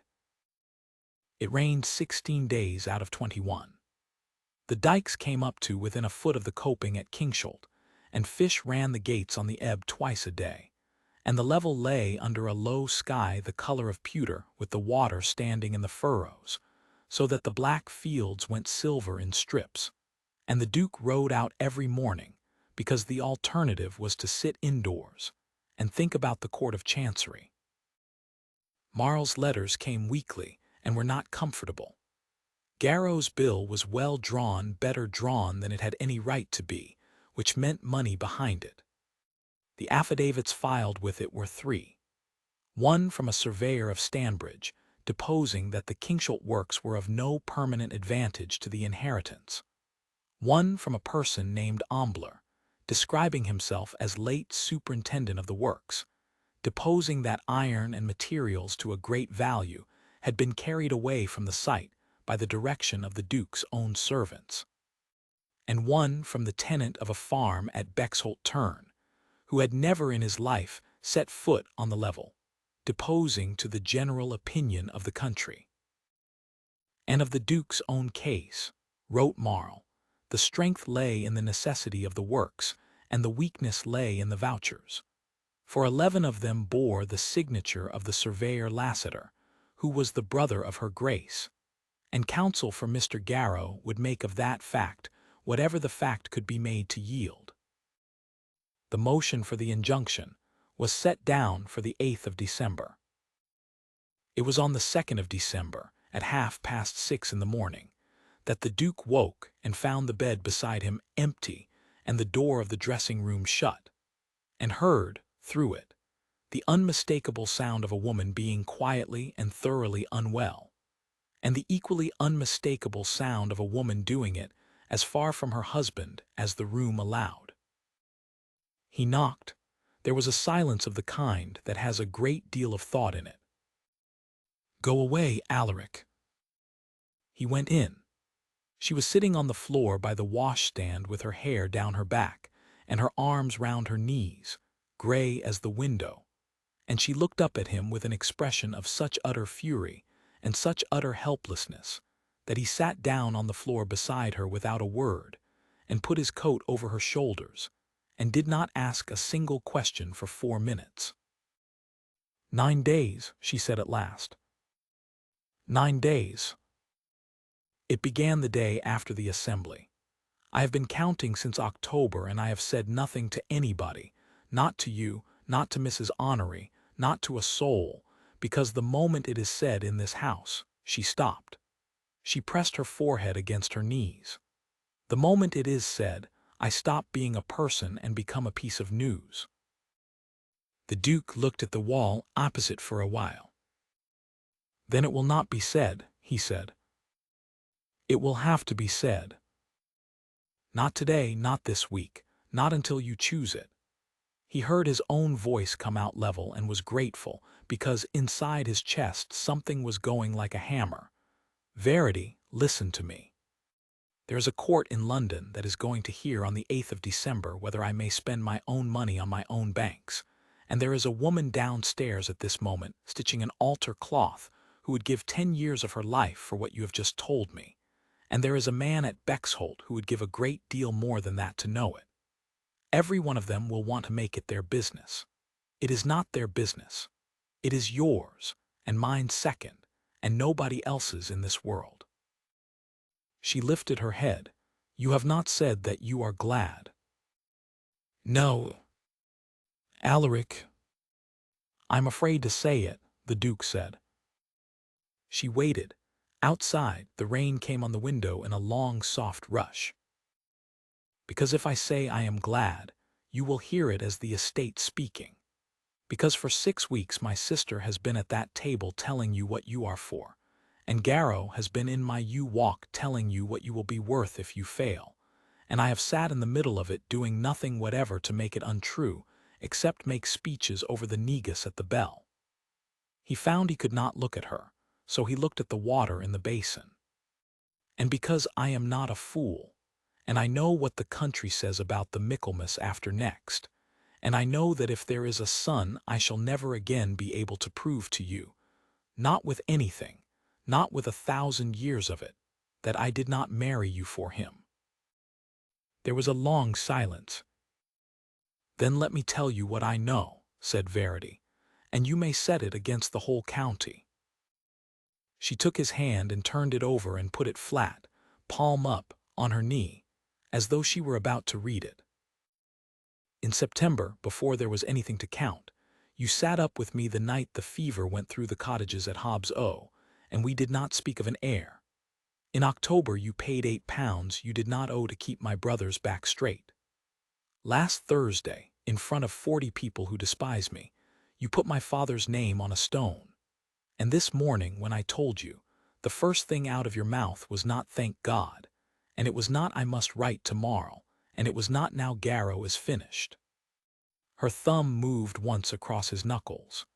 "It was, it will not be said until you choose it. A man calculating a succession does not begin there. He cannot. It does not occur to him." The Duke discovered that his eyes were stinging, which had not happened to him since his father's funeral, and he put his other hand over hers. "Then hear the whole of mine," he said, "because you shall have it once and never need to ask for it again. If this ends in a nursery, I will thank God on my knees. If it ends otherwise, this month, or next year, or in 10 years, or never, then I will still be sitting on this floor, and Percival Garrow may have every acre of the great level and drain it into the sea for all I care. There is a thing I would rather keep than Mervyn. I have known it since the 14th of October at 4 in the afternoon, when he came into my hall with his hands out, and I stood there thinking, he has come to look at her, and he shall not have her, and I do not care in the least about the acres." "You are a liar," said Verity unsteadily. "You care terribly about the acres." "I care about the 900 souls. The acres may go hang." He got up and lifted her and put her back in the bed. "Stay there.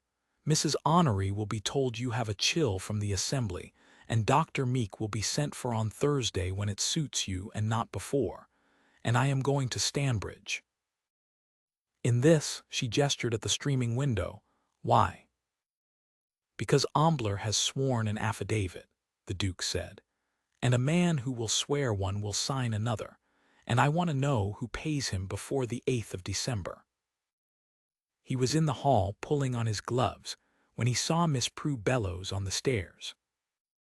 She was a small, faded woman of perhaps 32, in gray, with a beautiful reddish head of hair that she wore under a cap as if apologizing for it. And she had lived at Mervyn for 4 years as his sister's companion, and the Duke was ashamed to realize, standing there, that he had never once had a conversation with her that went beyond the weather. She had a candle in one hand, though it was daylight, and a small stack of copied sermons in the other, and when she saw him, she stopped on the 4th step from the bottom, as if she had walked into glass. "Good morning, Miss Bellows." "Your Grace," her voice was a thread. "You are up early." "I Lady Sabine's fair copies, for the Reverend Cordwell. I do them at 6 because the light is—" She stopped. Her hands were shaking so hard that the topmost sheet slid off the pile and went down onto the flagstones, and the Duke bent and picked it up. It was a page of a sermon in a round, exquisite, disciplined hand. Halfway down, in the margin, somebody practicing had written the letter M 4 times, each with a hooked ascender and a flourish beneath, and then scored them out with such violence that the pen had gone through the paper. The Duke looked at it for the length of 3 heartbeats. Then he folded it, put it in his breast pocket, and looked up at her white face. "Miss Bellows," he said gently, "you will go and sit in the estate room and wait for me, and you will not send any letter, and you will not be turned out of this house today, whatever you have done. Do you understand me? Nobody will be turned out today." She sat on the edge of the chair in the estate room with her hands in her lap, and told him the whole of it in 11 minutes, and she never once looked up from the carpet. Her brother Edmund was a clerk in the office of Mr. Cusk, attorney, of Stanbridge, and had been for 6 years, and in the spring of the year before last, Edmund had taken £4.15 out of a client's money to pay a doctor for their mother, and had put back £2 of it and never managed the rest. Mr. Cusk had discovered it. Mr. Cusk had not prosecuted. Mr. Cusk had instead been extremely kind, and had said that the matter would sleep, and had inquired, quite casually, some months afterwards, whether Miss Bellows at the Hall was not accounted a very fine penwoman. He said it was a convenience, she said. That is the word he used, your grace, a convenience. There was a paper wanted about some iron, and the Duke was in London and could not be troubled with it, and the works must go forward, and it was a thing done every day in every great house in England, and no more harm in it than in a steward signing for a load of coals. Her hands turned over each other. And I knew. That is the part I cannot dress up. I knew when I sat down at the table with your letter book open in front of me. I practiced for 11 days. Why? Because Edmund is 22 and there is nobody else. She did look up then, and her eyes were red-rimmed and quite direct. You will not understand it. You have never in your life been the only thing standing between somebody and a jail. I have nothing, your grace. I have £40 a year of Lady Sabine's kindness, and 1 box, and a mother in Stanbridge, who does not know what year it is. And when a man in a good coat says to a woman like me that a paper is a convenience, there is no one anywhere in the world I can go and ask whether it is true. The Duke stood at the window, with his back to her for some time. How many papers? 1, the half-sheet about the iron and the diversion of it to Farthing Drove. She swallowed. There was to be a second in the summer, and I would not do it, and Mr. Cusk wrote to me twice, and I burnt the letters and was sick for a fortnight, and Lady Sabine thought it was the fish. You burnt the letters? His? Yes. And then Prue Bellows put her hand into the pocket of her grey gown and brought out, folded into a square the size of a playing card and worn soft as cloth, a paper. Not the first one. The first one came before I understood what I was, and I have carried it since May because I thought if I were ever taken up for it, I should want somebody to see that I did not think of it myself. It was a letter from the office of Cusk and Nephew, attorneys, of Stanbridge, dated the 16th of April, addressed to Miss P. Bellows at Mervyn Hall. It regretted to remind her of her brother's position. It observed that a client of the office, a gentleman of property nearly connected with the family at Mervyn, was much concerned that the drainage works should be carried on with regularity, and would take it as a personal service if the enclosed form of note might be written out fair, and given into the hand of Mr. Ambler, who would call. It desired that this communication be destroyed. The enclosure was gone, but the letter named the office, and the date, and the hand of Ambler and a gentleman of property nearly connected with the family at Mervyn. The Duke read it 3 times, then he sat down opposite her. Miss Bellows, in 8 days in London, a court is going to consider whether I am wasting my own estate. If I put this letter and your deposition before that court, my cousin's case is not merely lost, it is disgraced, and the persons who leaned upon you will be answering for a felony instead of you. If I do not, then in all likelihood the works stop, and the commons at Ladysmere go under the plough in a dozen years, and the water comes up in the street at Hobbs some November when I am dead. He paused. And your brother will very likely be prosecuted the day my back is turned, because a man like Cusk keeps his hold on a thing until it breaks. She had gone white to the lips. Yes. So I am going to ask you for the deposition, and you will give it, and I will tell you plainly that I would ask you for it whether you wish to give it or not, because there are 900 people on this level and one of you. He leaned forward. But hear the rest. Morrow will lay a case before the attorney for your brother's protection as a witness, and my own attorney will act for him, and I will pay. Your mother will be moved to a lodging in Wickham Billy, where there is a woman who can be trusted, at my charge, this month. And when it is over, you will remain in this house if my sister will have you, and if she will not, you will have 100 a year of mine and a character in my own hand, and you will not be prosecuted by me or by any man who wishes to keep my acquaintance. Prue Bellows put both hands over her face and wept, silently, with her shoulders shaking, and the Duke sat and let her, because there was nothing else in the world to be done, and because he had learnt from his wife, that autumn, that it is a species of cruelty to hurry a person out of a thing they have been holding for 8 months. Lady Sabine was told at noon. He had expected fury, and he got it 5 minutes of it, walking the length of the drawing-room in a voice that shook the fire-irons. She had taken the woman out of a wretched lodging in Stanbridge. She had fed her and clothed her and read sermons with her for 4 years. She had trusted her with her keys and her letters and her private griefs, and this was the return of it. Then she stopped in the middle of the carpet. "Where is she?" "In her room. Verity is with her." "Verity is with her," Lady Sabine repeated, and gave a laugh that broke in the middle. "Of course she is. Your wife has been in this house 11 weeks, and she has got the whole of it.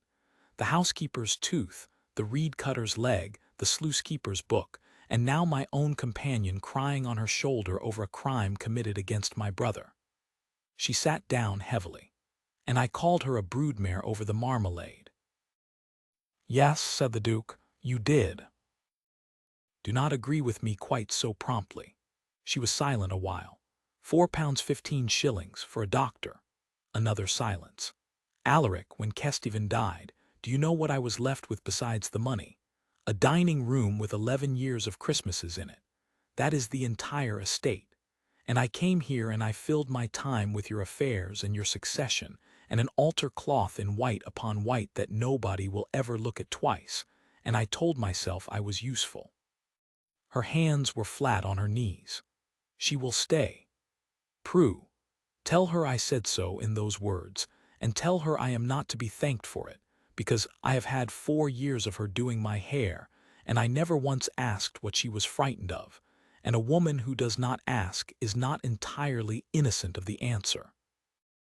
The motion came on in London on the 8th of December before the Vice-Chancellor, in a court like a brown box, with a fog outside the windows the color of weak tea, and a smell of wet wool and sealing wax.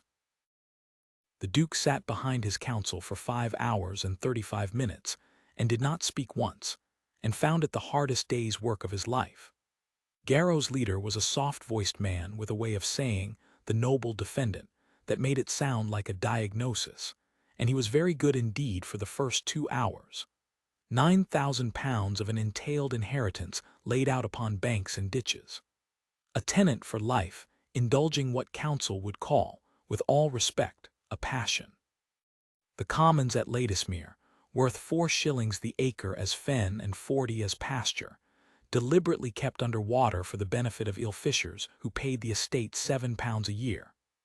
And a set of vouchers, here the soft voice slowed, and the whole court leaned in, a set of vouchers signed, 11 of them, by the noble defendant's own brother-in-law, a young man of 20, appointed in the spring at £40 the season. Marles Jr. passed a note along the row. It said, "He has stopped at the vouchers. He does not know about the letter." The Duke's own leader got up at 1:30. He was old and dry and rather deaf, and he began by asking the court's leave to read 3 things. He read the mark cut in the wall of the church at Wickham Beaulieu in the year '89, 4 feet 2 inches above the pavement, as certified by the incumbent. He read the report of the late Josiah Lasseter to the commissioners of the Great Level in the year '16, and the minute of the commissioners laughing at it, and the levels taken in the present year showing the fen shrunk within 11 inches of what a laughed-at man had foretold. And he read, last, the affidavit of Reuben Fish, sluice-keeper, who could not write his name, sworn before a magistrate and marked with a cross, deposing that on 4 days in the past summer the water in the Kingsholt drain had been let down between dusk and dawn by a hand that was not his, that the key of the sluice house had been given by him, in ignorance, to a gentleman describing himself as superintendent of the works, and that the gentleman's name was Ambler. Counsel let that sit for a moment.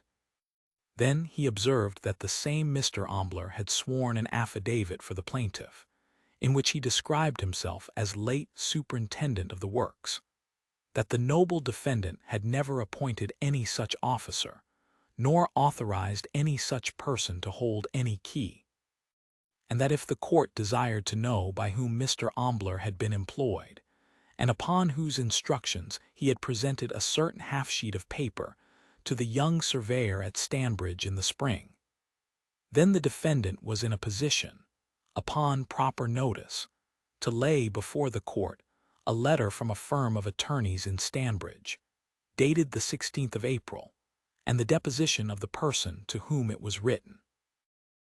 The soft-voiced man was on his feet at once. There was 10 minutes of law.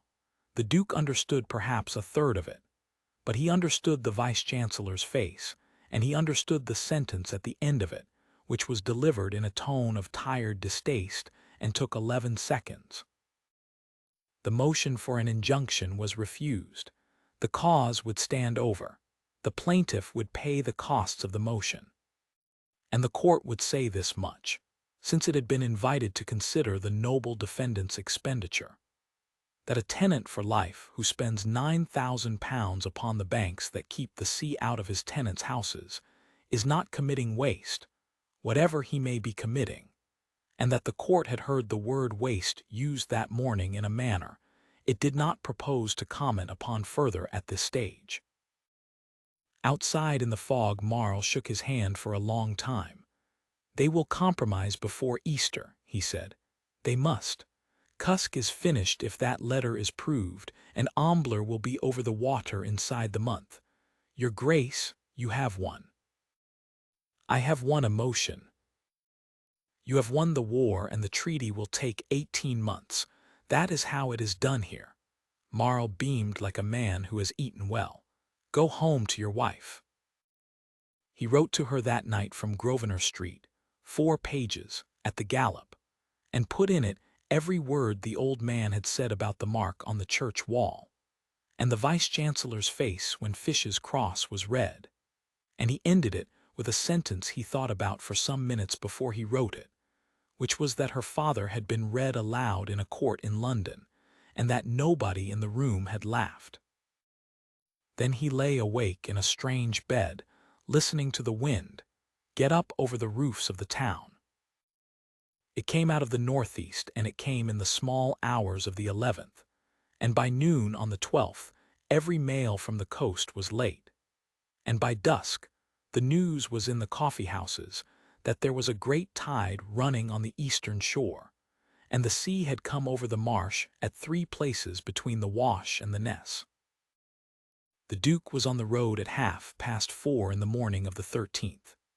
He got as far as Stanbridge by the mail and no farther, because the mail could not pass the turn at Bexholt, where the water was over the road to the Axle, and he took a horse from the marriage yard at a price he did not argue about, and rode the last 11 miles in the dark with the wind on his right cheek like a hand pushing him.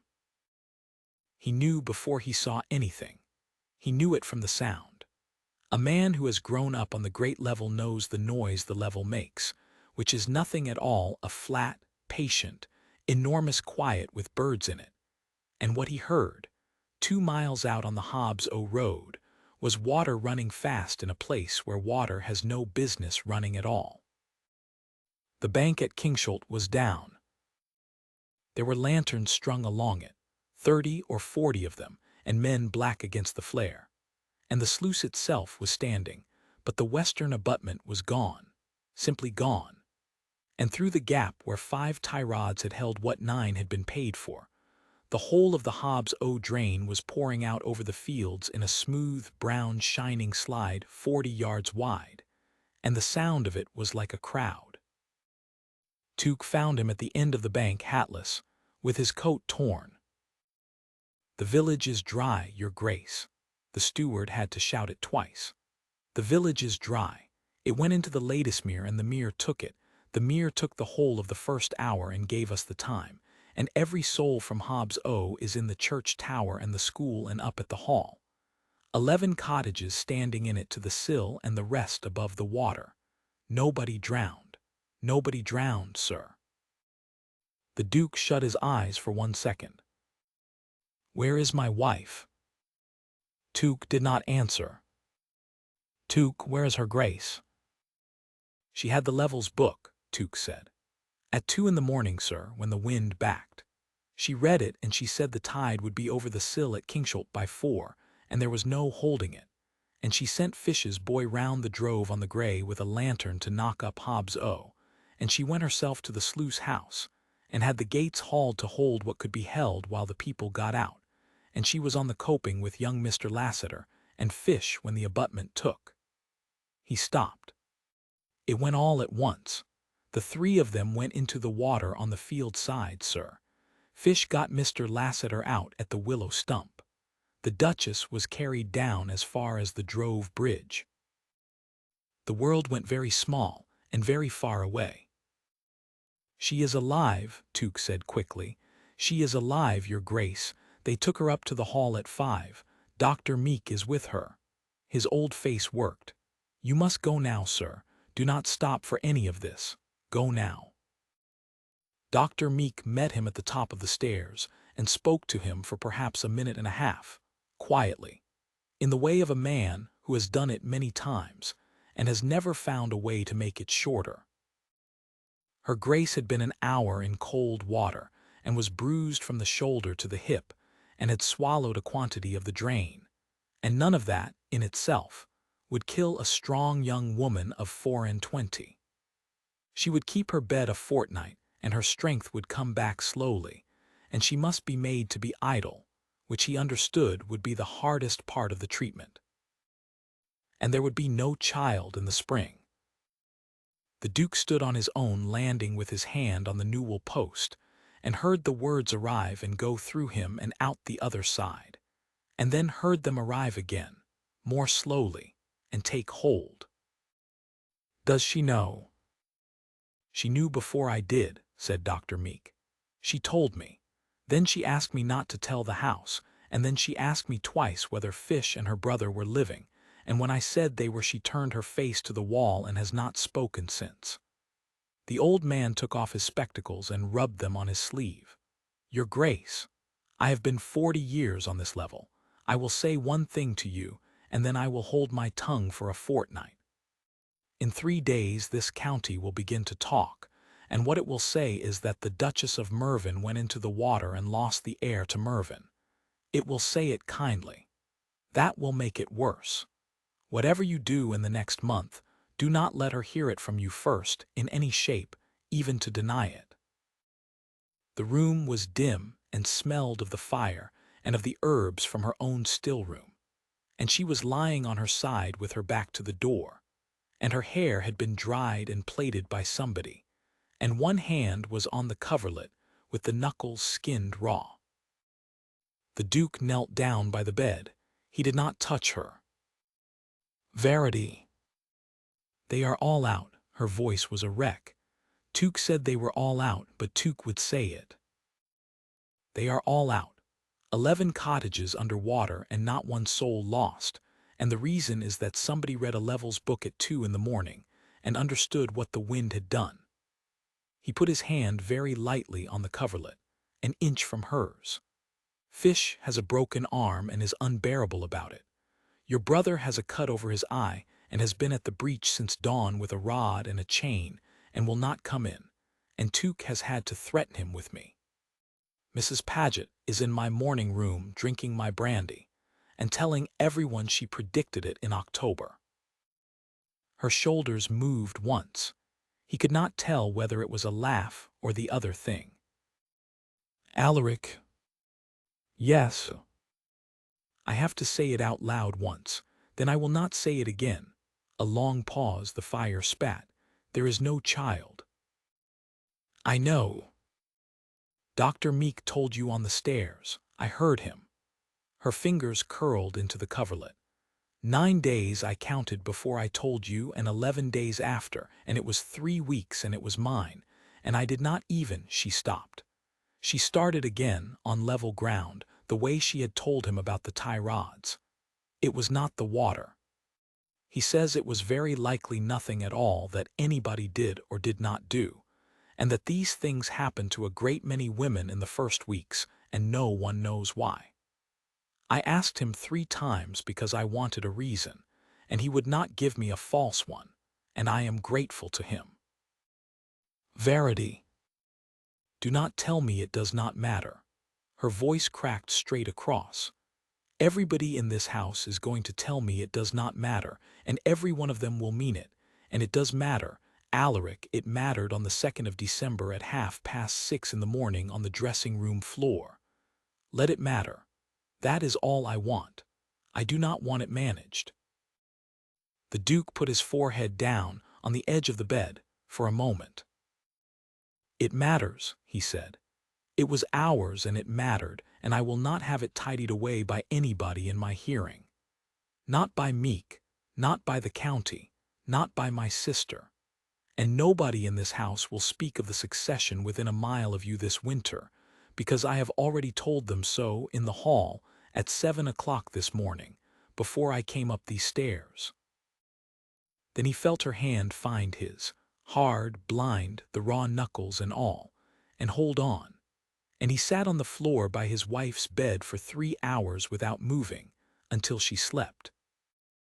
The county talked, exactly as Dr. Meek had said, and it talked with the utmost kindness, which was insupportable.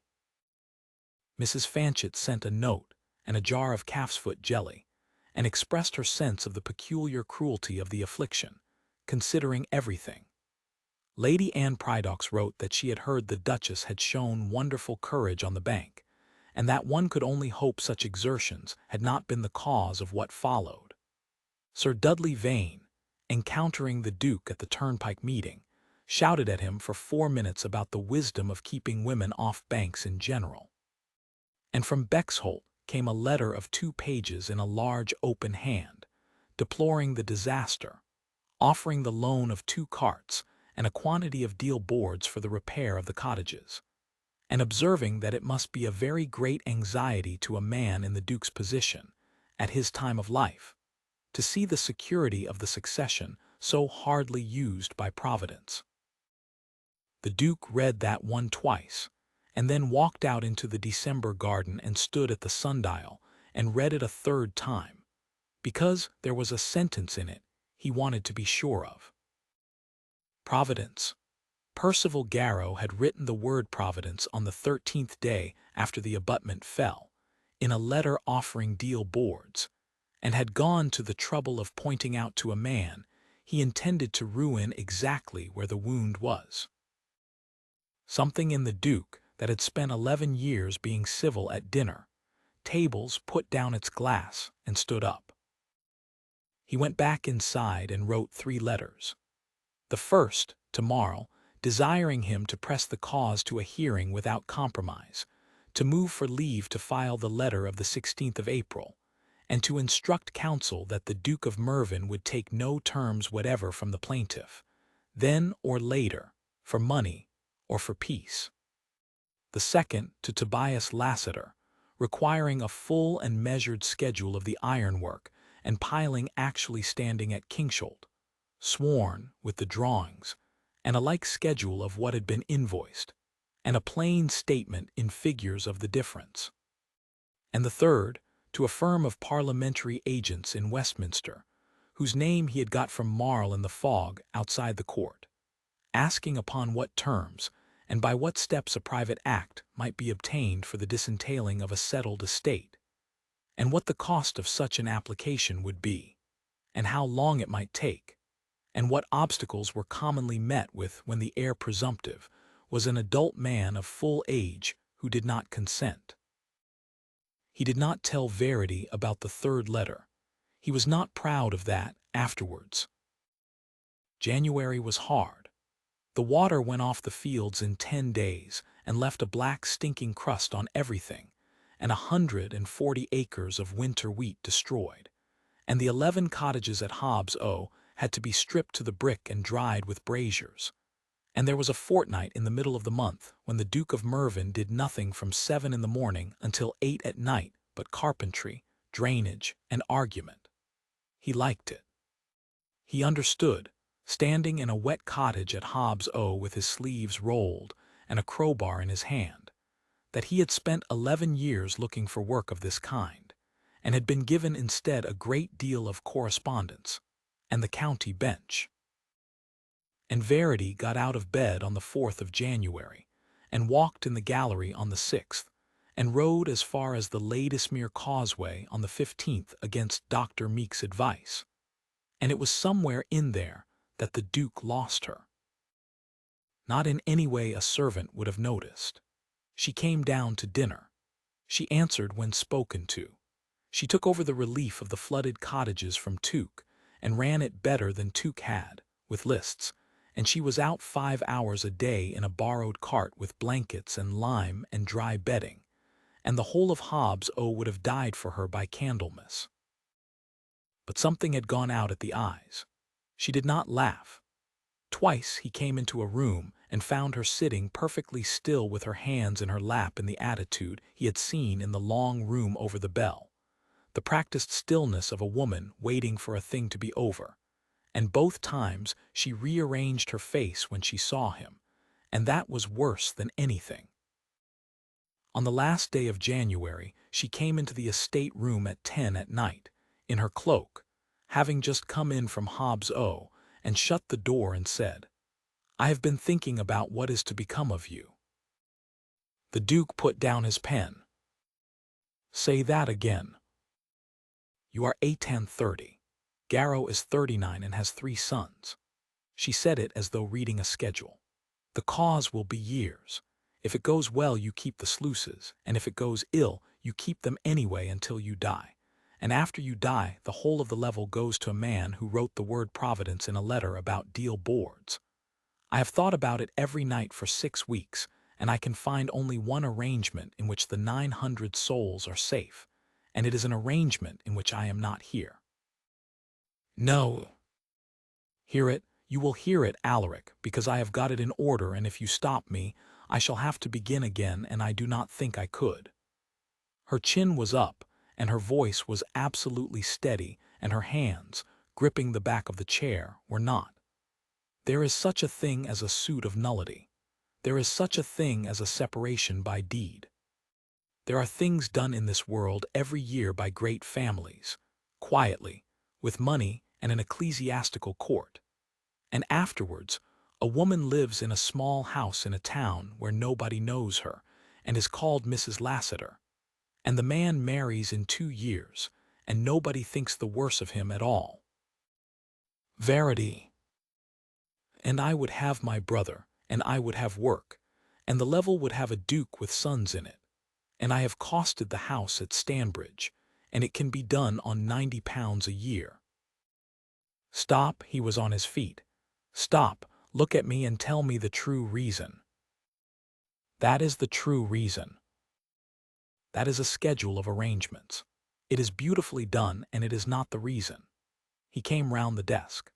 The reason is that you have decided that you have failed, and being the person you are, you have gone straight past grief and into usefulness, and you have found a way to be useful by removing yourself. And you have arrived at the exact position my sister sat in for 11 years at the end of Kesteven's table, except that you have got there in 6 weeks, because you are quicker than she is. Verity's face broke. She did not make a sound.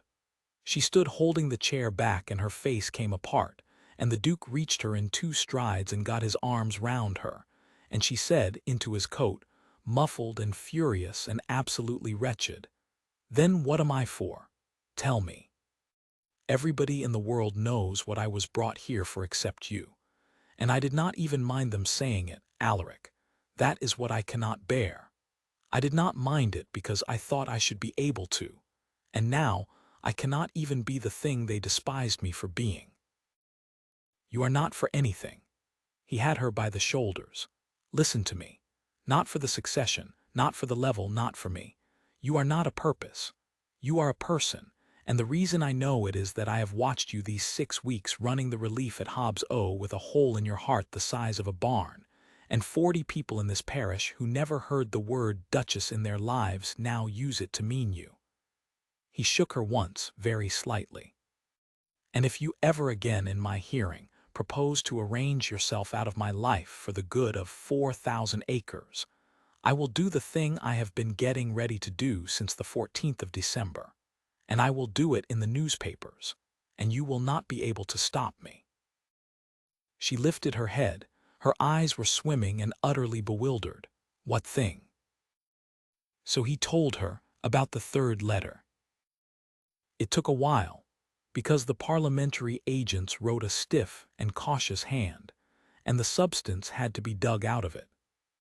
But the substance was this: that the settlement of the fourth Duke could be broken by a private act, that such acts were obtained every session, generally for the purpose of selling land, that they were expensive and slow, and required the estate to be resettled by the act itself upon persons named, and that the great difficulty was that the heir presumptive of full age was usually a party, and his consent bought. "Garrow will never consent."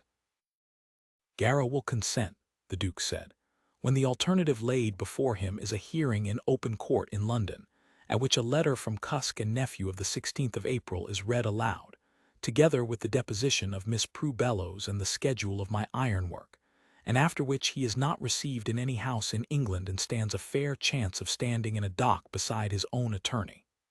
He sat down on the edge of the desk. "That is my price. Not costs, not a compromise. His consent to the act." "And what does the act do?" "Breaks the entail," he said. "It takes the level out of the hands of the dead. The commons at Ladysmere and Hobbs O are settled in trust for the use of the villages forever, with the drainage commissionership vested in trustees named in the act, myself, Tuke, the incumbent, 2 commissioners of the level, and 1 person nominated by me who may be nominated for life." He looked at her. "The rest of the estate is settled upon my heirs, and where there is no heir of my body, upon my heirs general," which is a phrase that means daughters, Verity. "And where there is none at all, it goes to the trust, and not to any man who ever wrote the word Providence in a letter about boards." Verity had gone completely white. "The 1 person nominated for life," she said. "Is my wife," said the Duke of Mervyn. "It is in the draft. It has been in the draft since the 9th of January. Because if the water is ever again coming over the sill at 4 in the morning, I want the name on the paper to be the name of the only person on this level who read it right the first time." She sat down in the chair she had been holding. "You began this on the 9th of January, she said. 9 days after, she stopped. "You began it while I was still in bed." "I began it on the 13th of December on the landing outside your door," he said, "when Meek told me there would be no child in the spring, and I found that the only thing in my head was the sound you made when you asked whether Fish was living. That was the whole of my grief for the succession, and it lasted about as long as it takes to say. I have not had a moment's doubt since." He crossed to her. "So there is your answer to what you are for. You are not the means by which Mervyn is saved, Verity. You are the reason I stopped caring whether it is."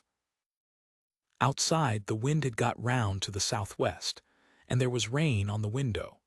The ordinary, soft, endless rain of the level in February. "Alaric," she said, after a long time, in something almost like her own voice, "if we are to make Percival Garrow consent to that act, we shall have to be very much cleverer than we have been." "Yes."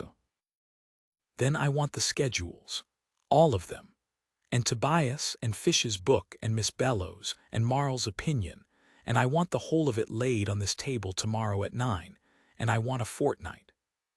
Her chin came up, and something came back on behind her eyes, and the Duke felt it happen the way one feels a lamp lit in another room.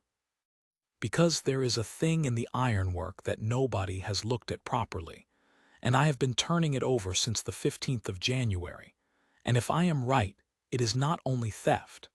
It is worse than theft, and Garrow will not be able to breathe in the same county with it. The fortnight took 19 days, and on the 19th the Duke of Mervyn stood on a frozen headland at Bexholt Turn, 11 miles from his own boundary, in a north wind, looking at his own iron. There were 9 bars of it. They had been driven as piles along the face of a new cut where Percival Garrow was draining 40 acres of his own low ground for pasture, and the tops of them stood 8 inches out of the ice. And because a man who is stealing tie rods to save the expense of buying piles does not imagine that anybody will ever come and kneel in the mud to look at the tops of them, they had not been ground off. Tobias Lassiter knelt in the mud and looked at the tops of them. He had a rule, a piece of chalk, a sheet of paper and a rag, and he cleaned each bar and measured the section and rubbed the chalk across the maker's stamp. And after the 4th he sat back on his heels and laughed out loud, once, like a bark. "Marriage and Sons," he said, "and the specification number. Kingsholt Western abutment, the section, the batch, the lot. It is on every one of them, sir. They stamped them at the foundry because I asked them to stamp them, in April, in a letter, because I was 19 and I wanted my first works to be done properly." 9 bars, said Verity. 9 bars, 4 of the section and 5 lighter, which is precisely what is missing from the coping and precisely what was invoiced. He got up with his hands black to the wrist. "It is the whole of the difference, Verity. It is not part of it. It is the whole." She was standing on the bank above them with the Level's book under her arm and her hood back, and the wind was pulling her hair about, and the Duke, watching her, saw her look up the length of the new cut toward the roofs of Bexholt, and then back down at the 9 bars, and he knew from the set of her mouth exactly what she was about to say, and he was right. "Now the other thing," she said. "Tobias, if the 9 had been in the coping where they belonged, what tide would the western abutment have taken?" "The whole of it," said Tobias. "The whole of any tide the sea has made since the year 89. It was designed to a foot above the mark on the church wall. And with 5 light bars and the 4 gone." Her brother wiped his hands slowly on the rag. "It would take a common spring tide," he said. "It would take any ordinary high water. It would go on taking them for years and nobody would know." He looked up, and in a northeasterly surge, with the wind backing and the water above the sill, it would go. It would go at almost exactly the hour it went. "Say the rest of it." "The rest of it is the Level's book," Tobias said, and his voice had gone quiet. "4 nights in June and July, when there was no harm in it, somebody let that drain down and ran it up again and stood on the coping and watched what the abutment did. That is not theft, your grace. A thief takes the iron and goes home. A man who tests the wall afterwards has taken the iron in order that the wall shall fall, and has made himself certain of when. The wind went over the frozen headland and rattled the dead reed on the edge of the cut, and for a while the 3 of them stood without speaking, looking at 9 bars of iron. 11 cottages under water," Verity said at last. "Fish's Arm, 140 acres of wheat, and every soul in Hobbs O in the church tower at 4 in the morning." She turned to the Duke, and her eyes were entirely dry and entirely terrible. "Alaric, he wrote you a letter about deal boards." "Yes," said the Duke of Mervyn, "he did." They came to Mervyn on the 4th of March. Mr. Percival Garrow of Bexholt, and Mr. Cusk of Stanbridge, and Mr. Cusk's nephew, in a chaise, at 11 in the morning, in answer to a letter from Sedgwick Marl which had contained no threat of any kind, and had merely enclosed a copy of 2 schedules, a chalk rubbing, and the first 11 lines of a deposition. The Duke received them in the library, because the library had one door and a long table and no comfortable chairs. There were 6 men at the table besides himself: Marl, Tobias, Tuke, the Reverend Cordwell as a magistrate, Sir Dudley Vane as another, and Reuben Fish with his arm in a sling and his hat on his knees, sitting bolt upright in the presence of more gentlemen than he had seen in his life. The Duchess of Mervyn sat at the far end with the Levels book, and when Garrow's eye went to her, the Duke said, before anybody had drawn breath, "My wife stays." It took 2 hours, and it was, in the end, quite quiet. Marl laid it out in order, in a voice like a man reading a laundry list, which was the most frightening thing about it. The specification, the invoices, the 11 vouchers and the half-sheet, the letter of the 16th of April from the office of Cusk and Nephew, at which Mr. Cusk's nephew rose and asked leave to withdraw, and was told to sit down by Sir Dudley Vane in a voice that shook the shutters. The deposition of Prue Bellows, sworn on the 10th of February, in which no word of self-defense appeared anywhere. Fish's 4 nights. The chalk rubbings of 9 bars standing in Mr. Garrow's own drain at Bexholt Turn, with the maker's stamp and the lot number, measured and sworn to by 2 surveyors, one of them sent down independently from Lincoln at the Duke's expense, because Marl had said that a brother-in-law would not do alone. And then, last, Tobias Lassiter's calculation of the thrust upon the western abutment of Kingsholt Sluice, in 9 bars and in 5, at the tide of the 13th of December. Percival Garrow sat through the whole of it with his hands folded on his stomach. He did not bluster. Twice he smiled. When Marl had finished, he looked round the table with something almost like appreciation and said, "You cannot prove I knew what Ambler did with the iron." "No," said Marl. "There you see. We can prove that the iron is in your ground, that Ambler was paid by a client of Mr. Cusk, described as a gentleman of property, nearly connected with the family at Mervyn, that Mr. Cusk's client is yourself, as his own clerk will depose, that Ambler swore an affidavit in your cause describing himself by an office you knew he never held, and that 4 nights of trials were made upon a sluice which your own bill in Chancery then described as waste." Marl set his papers straight. "Whether that is theft, or conspiracy, or something for which there is a shorter word, is a question for a jury at the assizes, and I do not undertake to say what a jury would call it. I undertake only that it will be read aloud." For the first time the pleasant pink face changed. It happened slowly, from the eyes outward. "You would not," Garrow said, "not in open court. Your own steward paid the vouchers. Your own wife's brother signed them. Your own sister's companion forged your name. Read it aloud in London, and there is not a house in England that will not be laughing at Mervyn for a 12-month.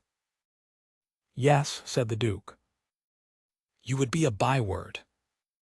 "Very probably." "Then what in God's name do you want?" It came out of Garrow at last, raw, the first true thing he had said in that house. "Money. Take the iron. Take costs. I will withdraw the bill and pay every farthing and go abroad for 2 years, and you may say what you like about it." "I want your consent," the Duke of Mervyn said, "to a private Act of Parliament, in the terms of the draft that Mr. Marl will now put in front of you. You will read it. You will sign the consent this morning before 2 magistrates. You will withdraw your bill and pay the costs, and you will convey to me the 9 bars in your drain, which I shall have taken up and set in the abutment they were made for. And then you will go abroad, as you say, and I shall not pursue you, and the depositions in this case will lie in Mr. Marl's strong room for as long as you are out of England and out of the affairs of the great level." Garrow read the draft. It took him 11 minutes, and the Duke watched him arrive at the operative clauses one after another. The Commons at Ladysmere and Hobbs owe in trust for the villages forever, the commissionership vested in named trustees, the resettlement upon the Duke's heirs, and where there were no heirs of his body, upon his heirs general, and where there were none at all to the trust, and to no cousin living or unborn. He came to the last clause and stopped. One person nominated for life, he read out. Her Grace Verity, Duchess of Mervyn. He raised his head and looked down the table at her with an expression the Duke had never seen on his cousin's face and never saw again. You have put her in the act. I have. A fen drainer's daughter, in an Act of Parliament, named. With her father's report of the year 16 annexed to it as a schedule, said the Duke, which was the Duchess's own condition, and which cost me £40 in printing and 11 letters to a very obstinate agent in Westminster. It will be on the shelves at Westminster when you and I are dust, cousin. That is what I want.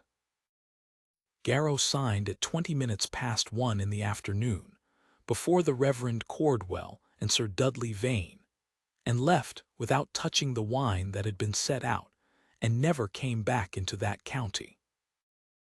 The first Monday in Lent was cold and blue, with a wind that made everybody's eyes water, and there were upward of 400 people on the bank at Farthing Drove. They came from Hobbs Oe and Wickham Bolai and the Staithe, and from as far as Stanbridge. They came because there was to be beef and beer afterwards in the Duke's barn, and because the works meant 60 men in wages through to harvest, and because a great many of them had spent the 13th of December in a church tower, and had heard the story of the Levels book by now in 11 versions, each better than the last. Mrs. Paget had a chair carried out for her. Reuben Fish stood at the front with his arm out of its sling for the occasion, and his son holding the new key on its cord. Miss Prue Bellows stood at the back beside Lady Sabine, in a new grey pelisse, and beside her a thin, dark young man of 22, in a bad coat, who had come up from Stanbridge on the carrier's cart, and who had not stopped looking at the ground. The stone was 200 weight of Ancaster limestone, with the letters cut 2 inches deep. LASSETER Sluice, and beneath it, ERECTED by the Commissioners of the Great Level, and beneath that, JOSIAH LASSETER Surveyor, who told them the fen was sinking.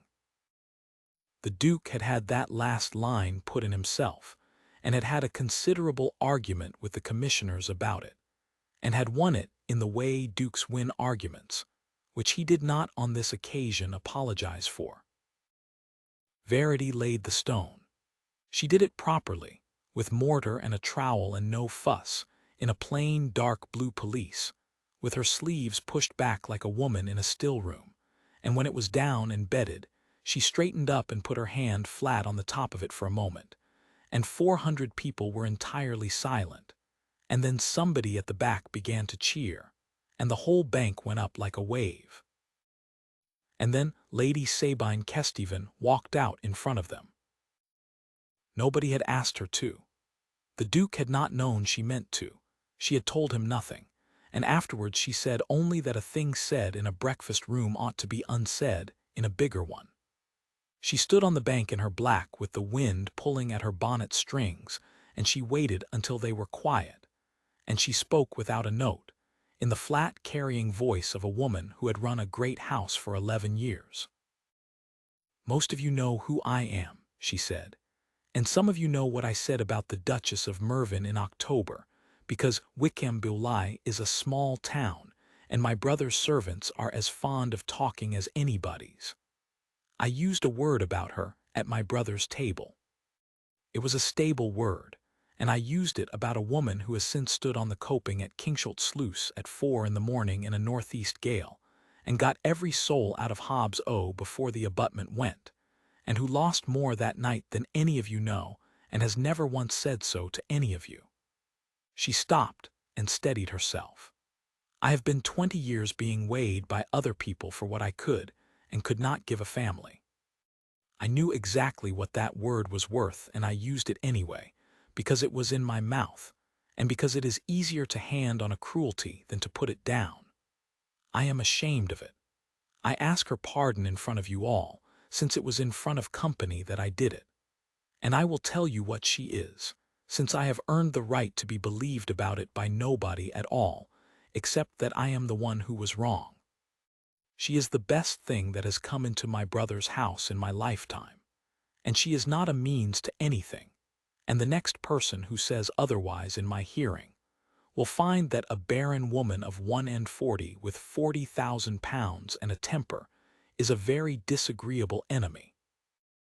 There was a silence of about 2 seconds. Then Mrs. Paget from her chair in a voice like a rook said, "Hear, hear," and the bank went up again, louder than for the stone. The act received the royal assent in the July following, and it stands in the statutes at large, and the schedule to it is the report of Josiah Lasseter to the commissioners of the great level, printed entire, with the minute of the commissioners laughing at it printed underneath. The 9 bars came out of the drain at Bexholt Turn in April, and went into the western abutment at Kingsholt in May, and Tobias Lasseter, surveyor to the trustees of the Ladysmere and Hobbs O Commons at £160 a year, set them himself, and stood on the coping afterwards for a long time in the rain, without saying anything. Mr. Cusk's practice was sold in the autumn, and Mr. Cusk went to live with a sister in Yorkshire. Edmund Bellows was found a place in the Duke's own estate office under Tuke, where he wrote a fair hand, said little, and was watched for 2 years and then let alone. And his sister Prue kept Lady Sabine's keys until Lady Sabine died, at 81, in a chair by the window of the Kesteven dining-room, which had been entirely refurnished on Verity's advice in the year 26. Reuben Fish taught the Duchess of Mervyn the Level's book, and she taught the Duchess's daughter. For there was a daughter. She came in the April of the 2nd year after the flood, in the small hours in the rain, with the level lying flat, and shining out to the horizon and the bitterns going in the reeds, and they called her Susanna for Verity's mother. The Duke of Mervyn had a good deal of time in the days that followed to consider what he felt, and he found, examining it honestly, that the chief part of it had nothing whatever to do with Mervyn. It was this, that his wife, sitting up against the pillows in a room full of April light with her hair down her back and her daughter in the crook of her arm, looked up at him and said, "Well, Alaric, she is not an heir presumptive, she is an heiress. It is in the act." "It is in the act." "You did that before she existed. You did it in January, when there was nothing to do it for, when everybody in England would have told you it was madness." Her voice was not quite steady. "I have been lying here thinking about it since 2 o'clock, and I cannot get to the end of it, and I do not think I ever shall." "Then let me save you the trouble," said the Duke, and sat down on the edge of the bed, "because I got to the end of it a long while ago, and it is very short. There was a night when the bank at Farthing Drove was going, and a woman with a lantern in her teeth told a duke in evening clothes to get on the other side and pull when she said pull. Everything I have done since has been an attempt to be worth being told that. Susanna, Marchioness of Kingsholt by courtesy, aged 11 days, made a small dismissive noise, being unimpressed. There was a son, in time Josiah, in the year 29, who grew up sturdy and stubborn, and no more interesting to this story than any other happy boy. And the county, which forgets nothing but rearranges everything, decided within a decade that it had always known that the Duke of Mervyn's marriage was the great romance of the level, and Mrs. Fanchett was heard at an assembly in the year 34 to say that she had remarked upon it from the very first evening. But the thing that lasted, the thing the level itself remembered, was smaller than an act and larger than a stone. Every year, on the 13th of December, the Duke and Duchess of Mervyn walked out along the bank to Kingsholt in whatever weather there was, and stood on the coping where the abutment had gone, and looked at the water. And every year Verity put her hand flat on the top of the new stonework, the way she had put it on her father's name. And every year her husband stood beside her with his hand over hers, and did not say anything at all, because, after the first year, there was nothing left to say that had not been said and settled and proved in front of witnesses. They were seen doing it, in the year 41, by a young curate newly come to Wickham Billy, who had been warned that the Duke was a proud man and difficult of approach. He wrote home to his mother that he had seen the Duke of Mervyn standing bareheaded in the sleet on a sluice with his wife, and that they had been out there the better part of an hour, and that, when they came off the bank, the Duke had lifted her down the last step as though she were made of glass and worth a kingdom, and that the strangest thing of all was what the people of Hobbs said about her when you asked them, for they did not call her the Duchess, though they said it civilly enough when she was by. They called her the woman who read the water right.